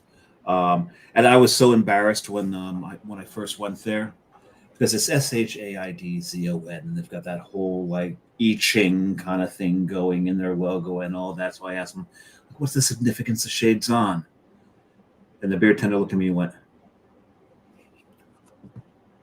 I went, yeah, right. "Are you fucking kidding me?" He goes, "That's all it is, man." Like, I feel had. I feel so had. But yeah, so now we lost them. We lost Line Cider. We lost Revival. Revival's gone. What other brewery that to go into and watch Star Wars all goddamn or Lord of the Rings all day long? Right. Sean was the person that really defined what craft brewery was here in Rhode Island in my mind. Really? Yeah. His imagination, his ability, I think were incredible. He was also, or is, one of those few human beings that willingly give of themselves, expect nothing in return. And you see that a lot in the craft beer world, actually. Yep. Yeah, you see that because, those are people that have come up from the home brewing environment, right? Because everything is about sharing, everything is about helping, everything's about growing and improving. Collaboration. Absolutely. Yeah. And then with, seeing that Ravenous, Dorian, they're going to be closing. Oh, that's right. Ravenous is closing too. And I remember when Ravenous moved. I remember the where they were to begin with in that was like right on the border of Woonsocket and Cumberland. I think they were actually technically Woonsocket, weren't they? Mm-hmm. I always used to refer to that spot as the Murder Shack. Seriously, look at that place. It's like when John first went there, him and Jess drove from the parking lot 3 times until they noticed a door within those little, like, those. No, they were in Pawtucket. Was it Pawtucket? Yeah, they were across the street, or lit almost like a stone's from Bucket. Oh, so that was their first spot. So their second spot, they moved up to Woonsocket. Their second spot was over in Cumberland. Cumberland, right on the border, right on the border there. In the same complex that I thought of as that had one of the worst pizza places in the history of pizza, All-Star Pizza, I believe. At any rate, never been. But you go around there and it's just a door with like these, those like little metallic stick-on letters from Home Depot that said Ravenous on it. And so you park and you're really concerned because you're looking at this tin extension off of this old warehouse building. And you open the door and you walk in and like, this is cool. Yeah. The interior was so friggin' cool. It was amazing. And it just didn't seem to end. It was like you walk in, you see where all the brewing equipment is. Then you see a hall. Then you look, and there's another hall. Oh no, you're talking on the one that was on the eastern side of Cumberland. Yeah, I'm talking about there was a space in between that was like on the border of Woonsocket and Cumberland. Oh, that was the smaller. It was a much smaller place, but it had a lot of character to it. Oh yeah, that was the original location in Pawtucket, right? No, not Pawtucket. No, it wasn't Pawtucket. That was Woonsocket. It was in Woonsocket. It was not too. So that one like business complex where all the CVS offices are. So you're not like a big horseshoe, right? And on the western side of that horseshoe, Dorian's gonna kill me. I just know it. He's just gonna kill me. If you just go a little off just went a little to the side there, that's where Ravenous was. And I remember there's just down the road, there's a great deli in Rhode Island. I think they've got like 4 different locations. I can't remember their name right now, but Jay's. That's it. And while I was there, because that's where I worked up in that complex, not for CVS, but for somebody else who's at the top of the complex. That's why I was there all the time. I ate every sandwich they on their menu. Oh my God. There were some of them that were a little questionable, but most of them were so damn good. Oh my God, yeah. Oh God, I think I gained a lot of weight when I was doing that. But Dorian is another gentleman that was part of that original group of brewers that had established craft brewery in Rhode Island. I mean, then you had Nick, obviously from Foolproof. You had the guys over at Newport. They were the ones that really opened up the opportunity to say, well, I can be a brewery too. And it wasn't until when the law changed back in 2016 that allowed breweries to have a tasting tap room, where guests can come in and pay. That's where that second generation, which I'm part of, came into being. And it's been incredible. But I think that's where I'm saying it's like this generation that I'm part of, pre-COVID, we had a heady times, if you will, and then COVID came, and we're now seeing kind of like the net result of what COVID has done to us as individuals. Kind of thinking in terms of, well, if I'm going to go out, I need a reason to go out. Right. And I think that's where breweries have to be very creative in how they attract customers. And it means, just being very creative, not only with their portfolio, but it also means being creative with how they present their portfolio. The other approach is, that we've become entertainers. Like I was saying, it's that not just on social media, but we have to think in terms of how do we get footfalls into the brewery aside from the beer. The beer shouldn't necessarily be the driver. There has to be something else. And that driver is kind of like bringing those events in.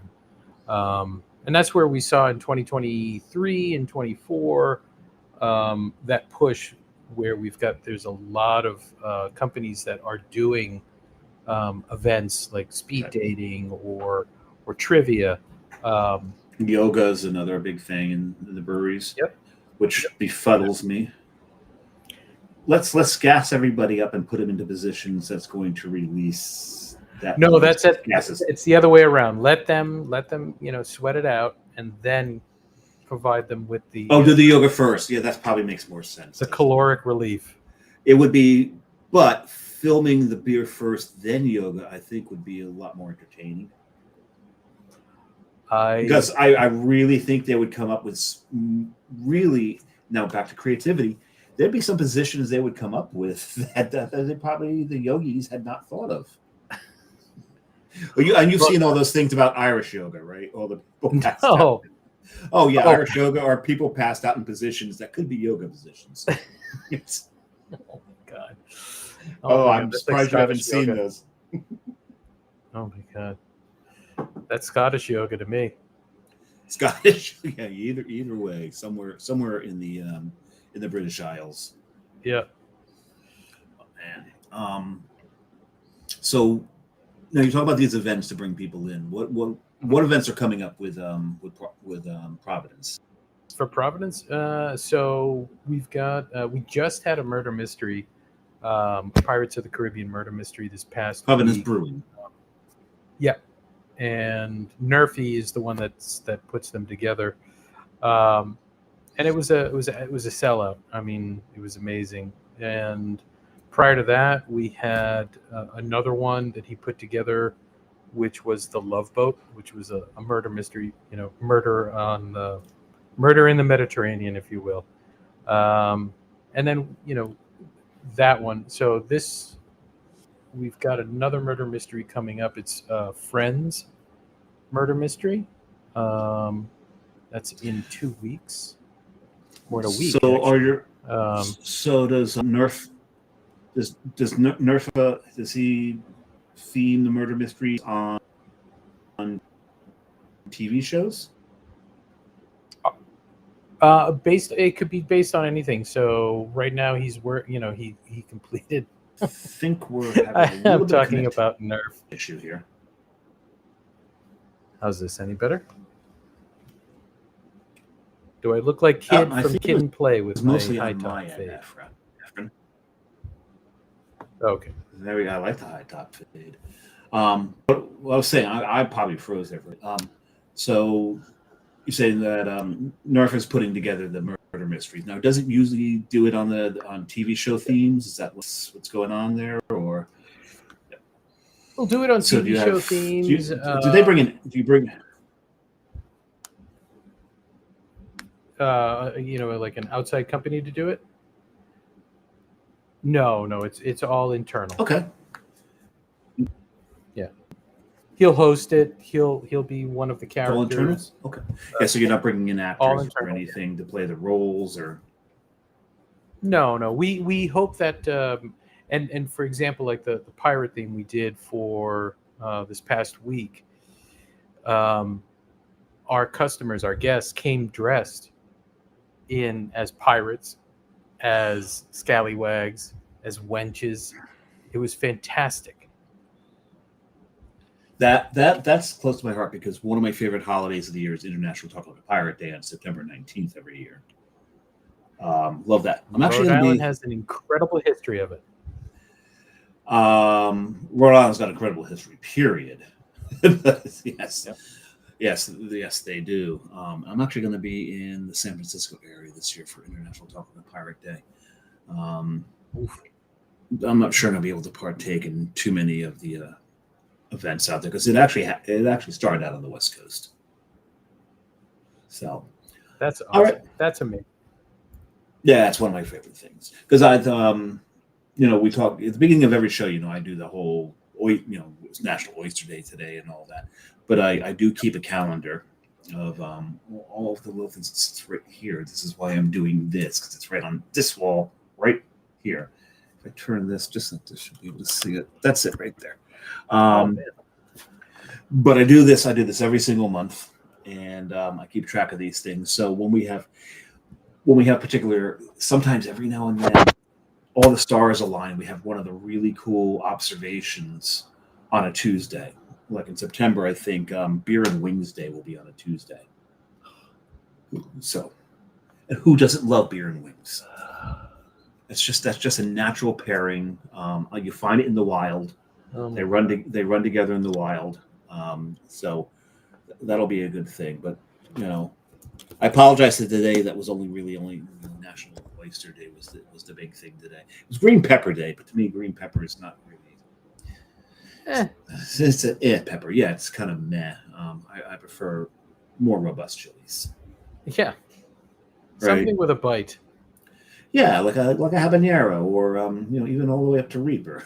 that's a bit of a bite for a lot of people. Oof. I prefer anchos and chipotles. Are some of my favorites. Smoke those chilies. All right, so. Anything else you want to bring up about the brewery? What you guys got going? What's going on with you?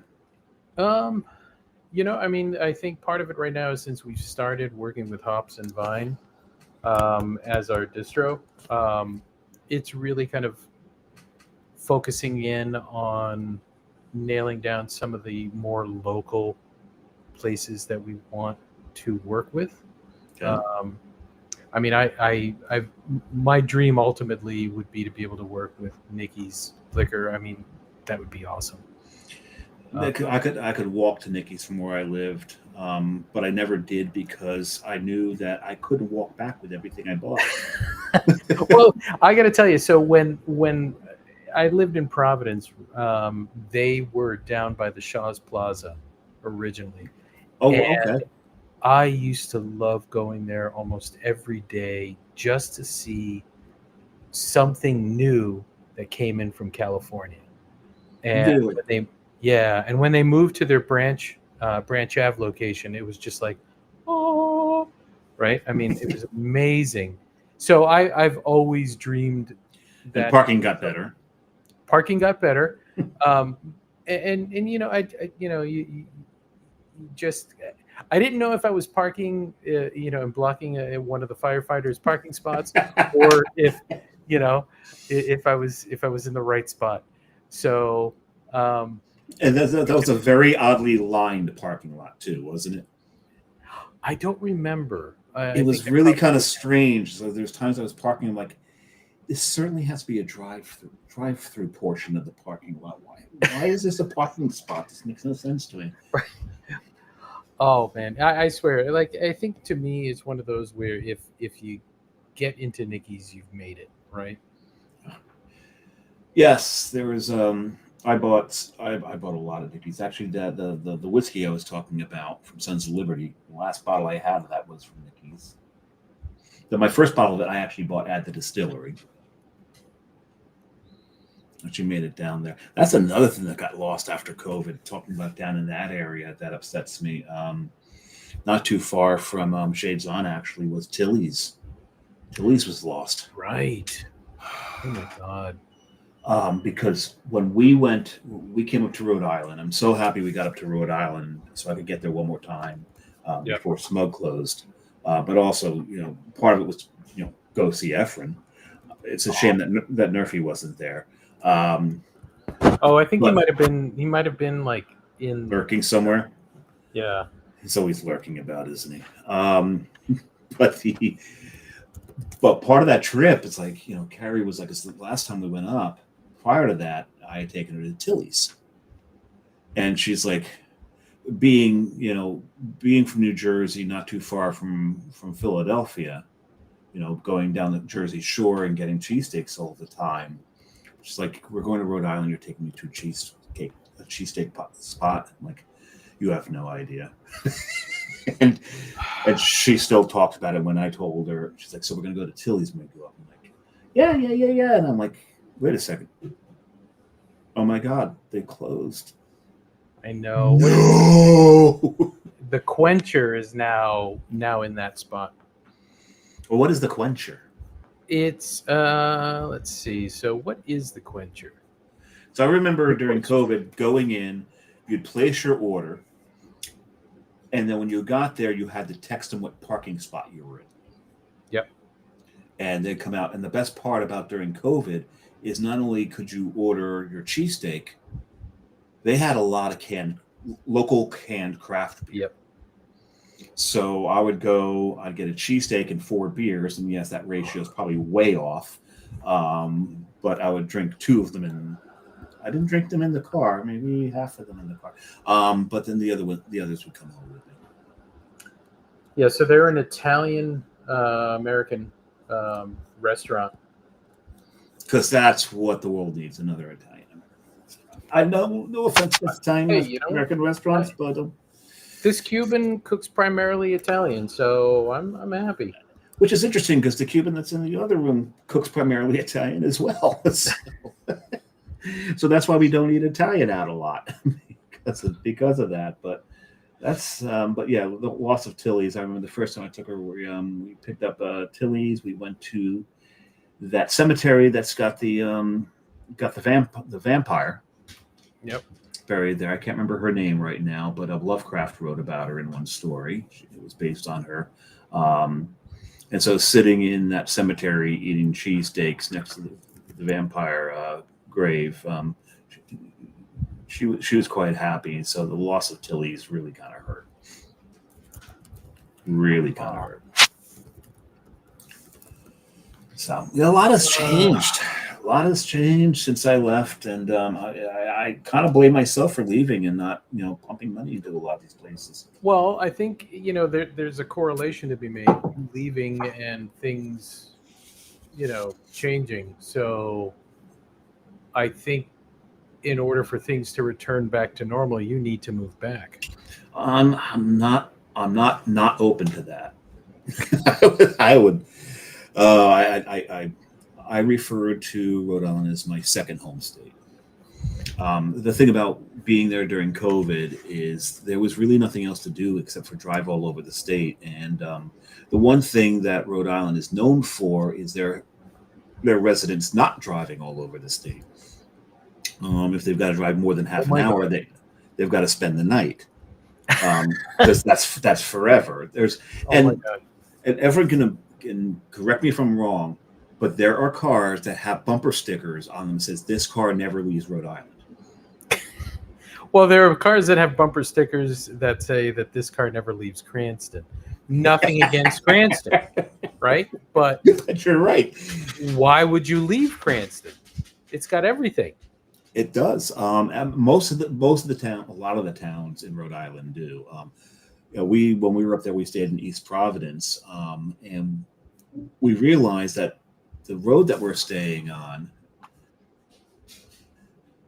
they had closed it down, one end of it down, and we couldn't figure out why. So we walked down the street to see what was on, and the list just was having a festival. And we're like, okay, so we wandered around the festival. We bought some tokens for beer, and that was like the first time I'd ever drank a Budweiser in like 30 years. But I did it for a church, so I consider it a sacrifice that'll help me get me into heaven. I'm hoping. I'm hoping that's the case. Meanwhile, the priests are drinking like aged, Belgian beers. Out of chalices. Yeah. The body and blood of Christ. Oh, I shouldn't say that. Oh my God, I'm sorry. No. I'm a recovering Roman Catholic, so. That's a great way to put it. But no, this was awesome. We had we went and we got what's the fried dough that they put the powdered sugar on? Portuguese fried dough. Oh, that I don't know. Oh, we got a couple of those. We got some meat on a stick because nothing says street festival than meat on a stick. Meat on a stick. You got to get meat on a stick, and the meat on the stick we got the chicken. It was so good. So that was a lot of fun. Portuguese food is so good. So damn good. We're actually we're possibly planning a Portugal trip this year. You were bringing up Belgium. We're in what's the date today? In 16 days, we jump a plane to go to the Netherlands, Belgium, and Luxembourg. Oh my God! Shut up, liver. It keeps complaining because it knows what it's in for. It's not going to be fun for my liver. It's going to be a lot of fun for us, though. But no, I miss my second home. I really, really do. So we try to get up there as much as we can. And the problem with us leaving on the 20th is I would have loved to have gotten up one more time to say goodbye to Smug. Because when I was there, I didn't realize they were closing. So I got Allie, who was the beer tender when I first walked into the place, was the beer tender when we were there last. So I would have been able to say goodbye, but maybe it was better that way, right? That's going to be a huge hit. They filled this one. It's kind of a gap between Providence and then when you get over into you just mentioned the Merlin. I just forgot their names. Rabbit? No. Closer to them. I forgot their name. And that's turning into dead air, and I should probably not do that. But you mentioned there's one of the one of the OGs, one of the ones that before the second generation. Yep. Was there? You're talking about Foolproof? Foolproof, yes, Foolproof. Yep. And around the corner from them as well. So they kind of filled that gap. Yep. They took over from Bucket Brewing. Yeah. Yeah. That was a great brewery. Well, it was a great brewery. And I mean, their Bucket Pale Ale was kind of like one of those first local ones that I ever had. Well, we'll see, because almost every other brewery that's closed there, someone's jumped into their place, taken over the equipment. Well, that's the beautiful thing about many of these locations. Excuse me. I mean, so you look at Six Pack, turnkey. Yeah. Right. That cuts Straight down that cuts down the whole build out phase for a lot of places. I mean, that's a year-long process. I know because I've done it twice. And you take on an existing operation that you can just turn around your licensing with the TTB within 6 months, and you're up and running. And I can imagine because you talk about that build out phase.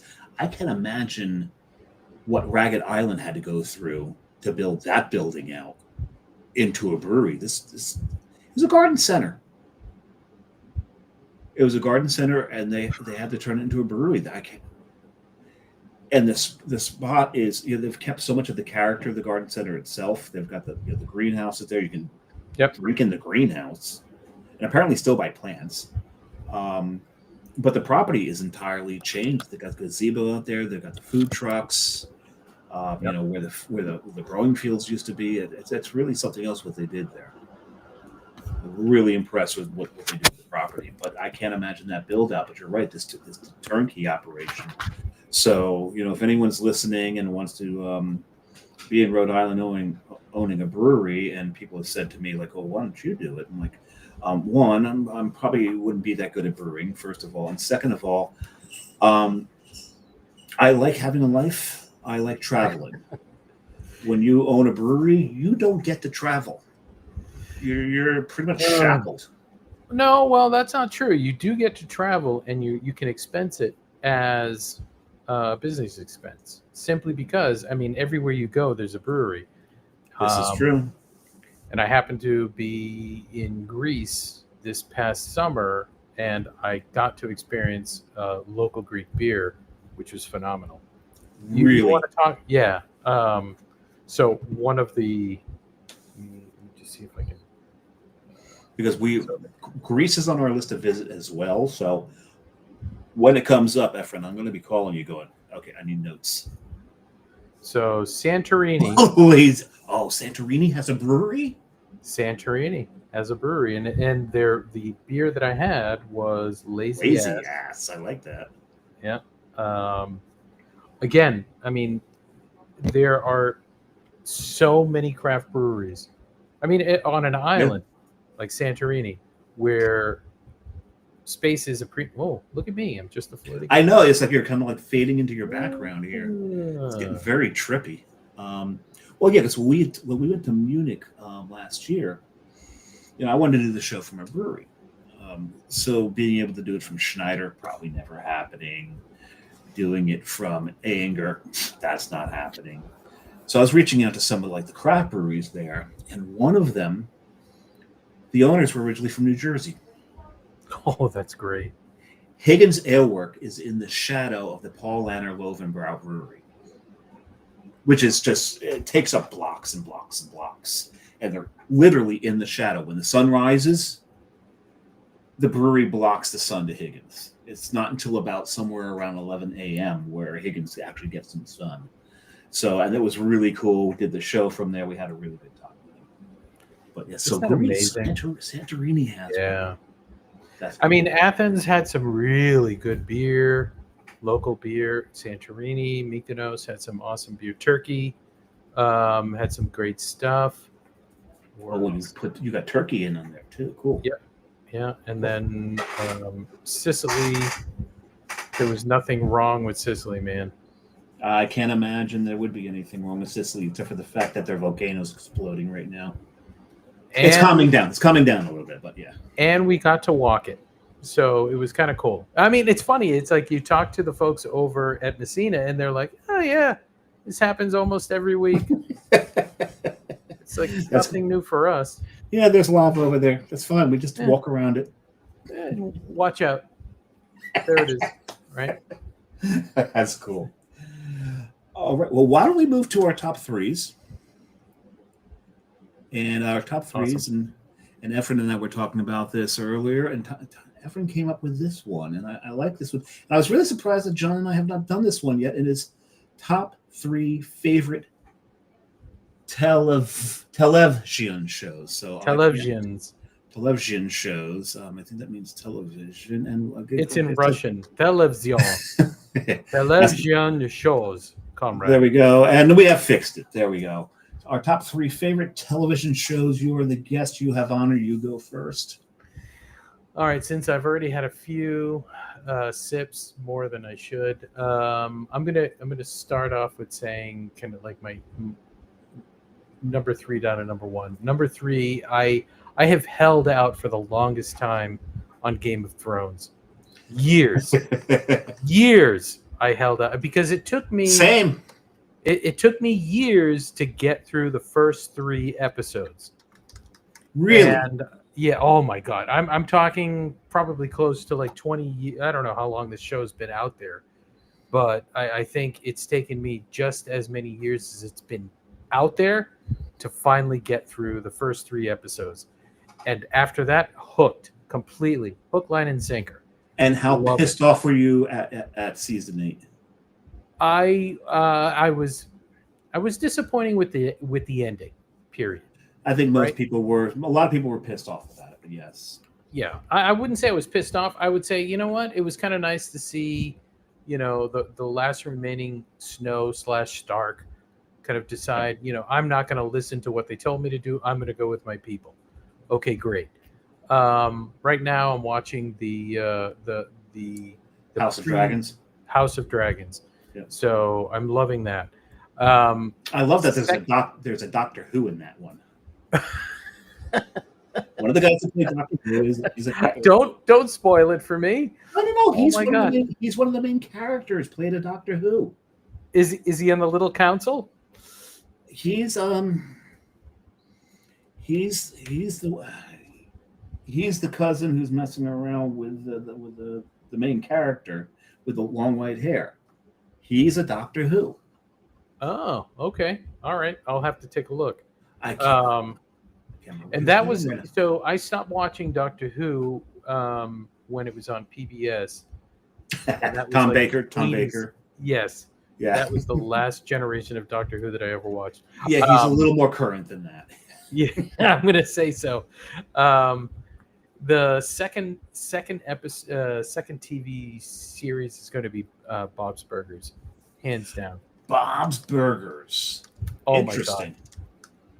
It was a toss-up between Bob's Burgers and What We Do in the Shadows. Okay. Just for sheer hilarity. I mean, it is the fact that it takes place in Jersey, and I wasn't aware that it took place in Jersey. Okay, that explained the humor. Yep, it takes place in Jersey, and it's just so perfect as a dad dealing with kids and an eccentric wife and an eccentric. Oh my God! Let me take another sip. Hold on. You got to balance it out. Yeah, there you go. Eccentric wife and friends. It's just one great episode after another, and then finally, I think I labored with this one. All-time favorite is going to be The Love Boat for me. The Love Boat. That's soon we'll be making... play. No, that was Fantasy Island was the plane. Yeah. Concurrently, they did the same exact thing. One was on a boat, one was on an island. Yeah. Well, yeah. So you had Hervé Villechaize as Tattoo, right, and Ricardo Montalban as your host. But then you had Captain Steubing, Gavin McLeod from the Mary Tyler Moore Show. Yep. And there was Gopher. There was and the judge from he was the judge also from Caddyshack. Judge from Caddyshack. Wait a second. Yep. Who? I didn't want to. Ted Knight was the. Oh, you're right, Ted Knight. Oh, that was the judge from Caddyshack. Oh my God, that was too close for comfort. Hey, I'm no slouch. I'm no regular slouch. Hey, don't sell yourself short. You're an incredible slouch. You're an incredible slouch. No, Gavin McLeod was from Steubing. Yeah, you're right. He was from Mary Tyler Moore. Mary Tyler Moore. And what was the I can't remember the name of. Oh God, I'm skipping. So we've got Gopher. Gopher. Who was the bartender? Isaac. Isaac was the best. Williams. I think it was Isaac Williams. And Julie was the purser. No, Gopher was your yeoman purser Smith. He was the yeoman purser. She was the events director or something. Events director, activities director. Activities director, Julie. That was a great show because they got so. Both those had the same idea. Let's just take a whole bunch of stars, bring them in, give them a character, and put them in a almost Three's Company type of situation to begin with, right? And see how they work out of it. What another great show, Three's Company. Oh my god! Oh, the Regal. I love walking around seeing people wearing Regal Beagle T-shirts. I have one. Yeah, I'm sure you do. I'm not surprised about that. I keep thinking about I might need to get one of those. So in Ephesus in Turkey, I've got that Regal Beagle T-shirt on, the green one with the Regal Beagle. Oh, really? That's cool. Yeah. So I mean, you're talking about the golden age of, well, maybe it was the Bronze Age or whatever we call it now of television, 70s and 80s television. That's awesome. I love that list. Mine. Of course. Well, we always have honorable mentions. And I can never stick to one honorable mention. I actually have 3 honorable mentions for this before I get into my top 3. What the hell is going on with my camera? I don't know. I think this is trippy as hell. I think there's nothing wrong. I think you and I have just had too much to drink, and we're both hallucinating the same thing. You're just this floating head now. Yeah, it's like you're the Great Wizard of Oz. I was gonna say, yeah. But honorable mention, I have to go back to my childhood. 3 times a day, you could watch Brady Bunch. Oh my God, yeah. And I did watch it 3 times a day. So that's one. One a little more newer, and this is taking 2 comic geniuses and slamming them together with a younger star, and that's Only Murders in the Building. Steve Martin Short together, and then you throw in I'm forgetting her name now. You're like, really? They're going to put her in there? But then when you see the chemistry that she has, it's just she has that great chemistry of being able to level them, bring them back to reality. She's their foil. Oh my God. Martin Short and Steve Martin are just an incredible duo. Ever since the Three Amigos, they've been unstoppable. Oh, yeah. Yes, they're just I just call them Steve Martin Short. It's just one person now, right? I almost had her name at the tip of my tongue right there. Selena Gomez, and what a talent! She's fantastic on that show. Yeah. Her nasally voice annoys me every now and then, but other than that, fantastic. One more honorable mention before I go, because Efren and I both mentioned how big sci-fi nerds we are, and one of my favorite sci-fi shows ever on TV back in the day was Stargate. I just love the whole concept of it. They jumped the shark a couple of times on the show. They brought in a couple of people from Farscape to try to revive the show after MacGyver left. That was a great show. Farscape was an awesome show. Farscape was such an underrated show. People didn't give it the chance to seriously Muppets. Yep. It gets to the point you don't see them as Muppets anymore. They were full blown characters. Pilot and Sparky. He called him Sparky. Yep. Ben Brown's character. That was great. But we'll get into my top 3. Now I've got to remember my top 3. I've got the honorable mentions, and I've got to remember top. I'm going to do it because I know I texted you what I was going to do. I can go back and look at it and go, oh yeah, shit, of course. So my number 3 is MASH. Oh, that was such a great show. MASH, I think, was one of the greatest shows ever filmed. You look at now and you realize, what a liberal leaning it had. But even so, the show taught compassion. The show taught understanding. The show taught that people are human beings, and we're going to do extraordinary things under extraordinary circumstances. Yep. It was so human, so human. And they couldn't. It was really about Vietnam, but it was too soon for them to say that. So that's why they said it in Korea. But they based it off the movie, that's what the movie was about. The movie was about Vietnam. Right. Well, I mean, you talk about like one of in the first couple seasons where the colonel gets to go home and he dies. Yeah, his plane goes down. Plane goes down. And then you look at the last episode when Hawkeye, they never talked about it when Vietnam or any soldier since. I mean, I don't think they've, we're a great country of Americans who will sacrifice themselves willingly for life, liberty, and the pursuit of freedom. Right. But when they come back home and they are damaged, yeah, right, and they are left unprotected, they become the homeless.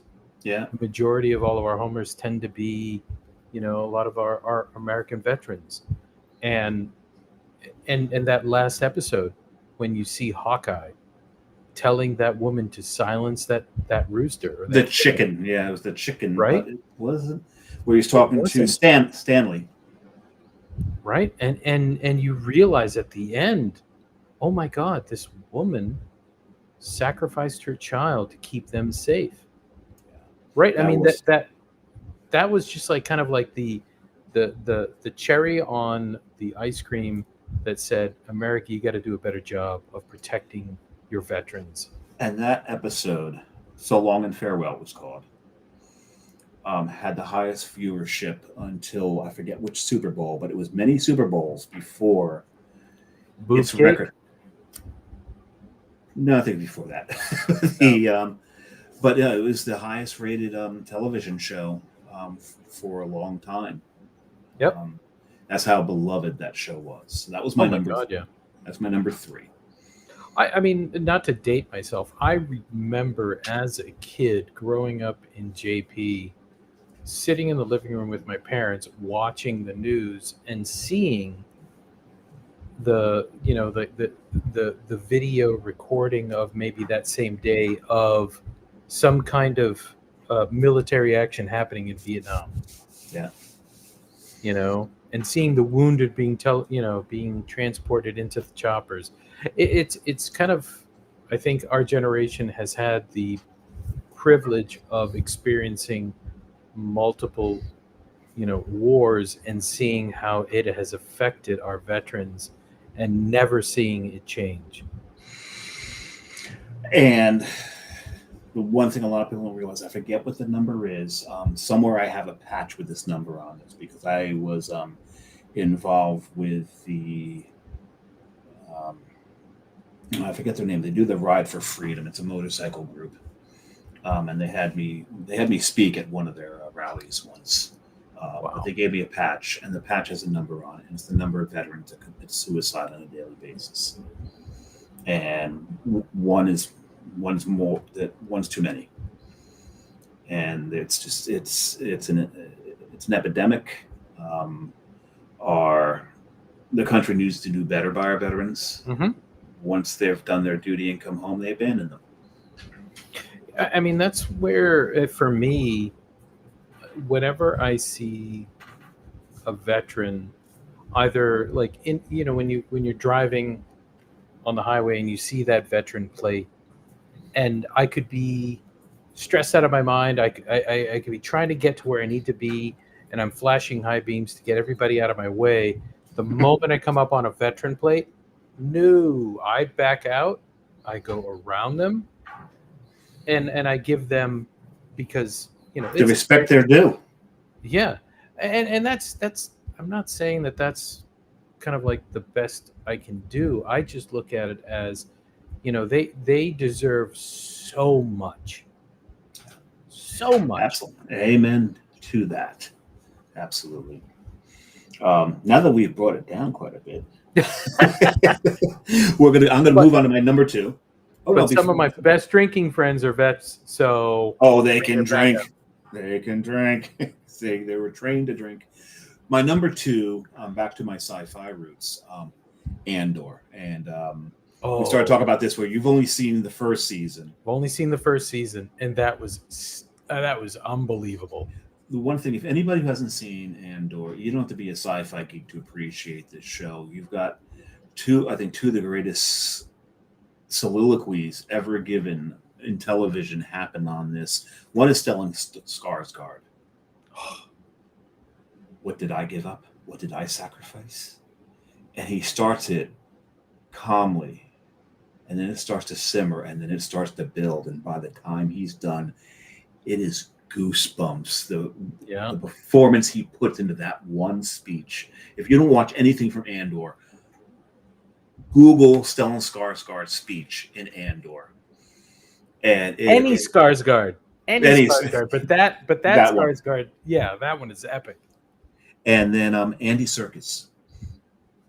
Andy Serkis also gives a speech where he's over an intercom where he's telling everybody that they need to leave the facility, and he starts off so tentative, and then just the passion starts to build. It's basically the same framework, but it's also given very, very well. It's one of my favorite things that Andy Serkis did. No, it's not. It's not my favorite thing Andy Serkis has ever done because he did Gollum. But man, this was without being on green screen and wearing a suit with little balls all over it. Where you're actually looking at Andy himself. This is one of my favorite on-screen presences he's ever had as himself. Was in Andor, and that's in the first season. And as great as that first season is, Efren, the second season gets even better. Oh, the second season is what television should be, how things should be written. It's fantastic. But my number one, and I think it's funny because I introduced Carrie to it. We just got done yesterday binging the whole season, the whole series, all 8 seasons of it. The West Wing. Yes. Aaron Sorkin, my God. Aaron Sorkin was a fucking genius. They mastered the walk and talk. If you cannot watch this with somebody who talks during a show, it is too fast. There's too much going on. They're throwing so much information at you. Aaron Sorkin's genius is that he trusts his viewer. Oh my God! To keep up and understand what's going on. He trusts the viewer to be intelligent. And it worked. And I think it's one of the most geniusly written and performed TV shows ever. Yep. The pace of the show is exhausting. Exactly. I mean, it's so fast-paced. But, I mean, one of my favorite episodes on that series was when he decides to run for president, and it's that long silence. There's this storm happening outside. It's like... You mean the second run or the first run? The second run. The second run. Where he knows his wife's going to kill him.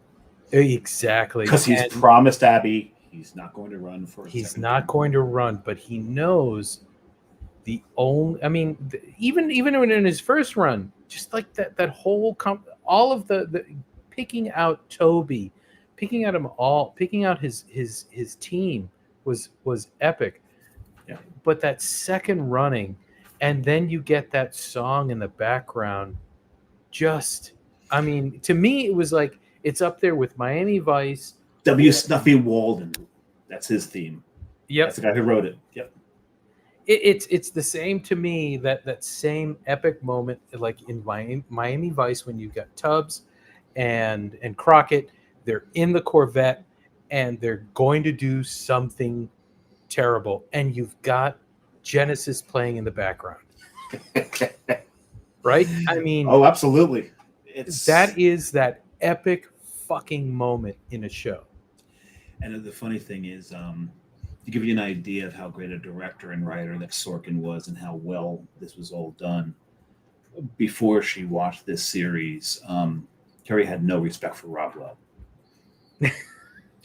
4 episodes in, she's like, he's so good in this. Oh my God.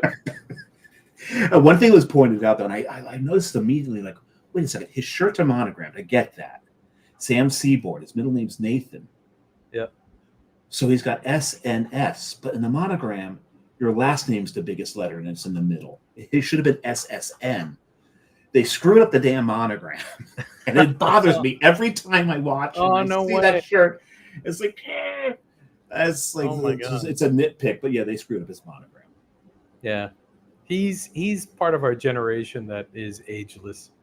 Oh, absolutely ageless. And it's just one of those, we all hated him because he was so freaking good looking with that chiseled chin and everything. Still great looking. To this day is son of a bitch. Yeah. Please, age, find him. Please find him. See, I credit myself with having that same chiseled look, but it's rounded. But you covered it. You've covered it. That's what it is. No, you covered it to make it fair to the rest of the people on the planet. Yeah, I didn't think it was fair. I didn't think it was fair. I don't mind Paul Rudd being timeless because he doesn't have that chiseled chin. But please catch up. Catch up to Rob Lowe. Oh my God, that's funny. At any rate, any parting shots you have, Efren? Anything else you need to add before we sign off? I'm just going to say, you know what? Please continue to visit and support our local craft brewing and distilleries. Without your support, we wouldn't be here. And you know what? Remember all of the great brewers and breweries that have come before us. They're the ones that have laid down the groundwork for our success. Absolutely. And I need to get up in winter when the market's going inside. Because I also need to get up because there was, what do they call them? Honey nut squash. Oh. We don't get that here. What? In Jersey, you don't get honey nut squash? It's a Rhode Island thing. It's straight up a Rhode Island thing. And I need to get some. I keep telling Carrie about this honey nut squash, and I need to find someone to get some here because it is the best of both acorn and butternut in one squash. Don't worry. Oh God, you need to get some of that stuff. But I need to get up there again, visit Efren again, see what he's up to, and everything that's going on up there. So now we're gonna do part of this. We're gonna do something here, which I've never done before. And I usually try to rate John on this. And this is the outro. The outro is this one long spiel. So we'll see if I can get through this. So it's like, we're going to wrap up the show. Efren, thanks so much for being on the show. It's always great to see you. Same here. Thank you. Really need to have you on again. Thank you, everyone, for watching. And those listening to the audio, thank you for listening. Visit our website at the www.thelagerroom.com. That's THELAGERROOM. Like us and follow us on all our social media, which is Facebook, Instagram, X, YouTube. Those are all at The Lager Room. We go live with a video podcast on Facebook, YouTube, X, and Twitch every Tuesday around 6:30. We actually kicked off a little early this week. This is a new one. If you want to listen, you can do so on our audio host Spreaker as well. iHeartRadio, Apple Podcasts, Spotify, Odyssey, Audible, Pandora, Amazon Music, iTunes Music, YouTube Music, TuneIn, Podcast Addict, Castbox, Deezer, Podchaser, Listen Notes, and pretty much anywhere that you can find podcasts, you're going to find one, guys. Subscribe and follow us. And Woolworth and Wilco. Which one? Woolworth and Wilco. I haven't heard of that one. We're going to look into that one. It's not. It's an old department store. I was going to say Woolworth, I know, but Wilco? Yeah, Woolworth and Wilco, the 5 and dime. I remember the Woolworth 5 and dime. I don't remember the Wilco part. Interesting. Yeah.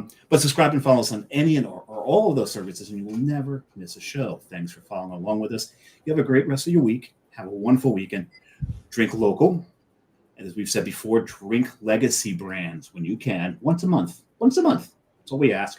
Drink lots of beer. Drink responsibly. Don't do anything stupid. Again, Efren, thank you so much. It's been a wonderful time. It's always great to talk to you.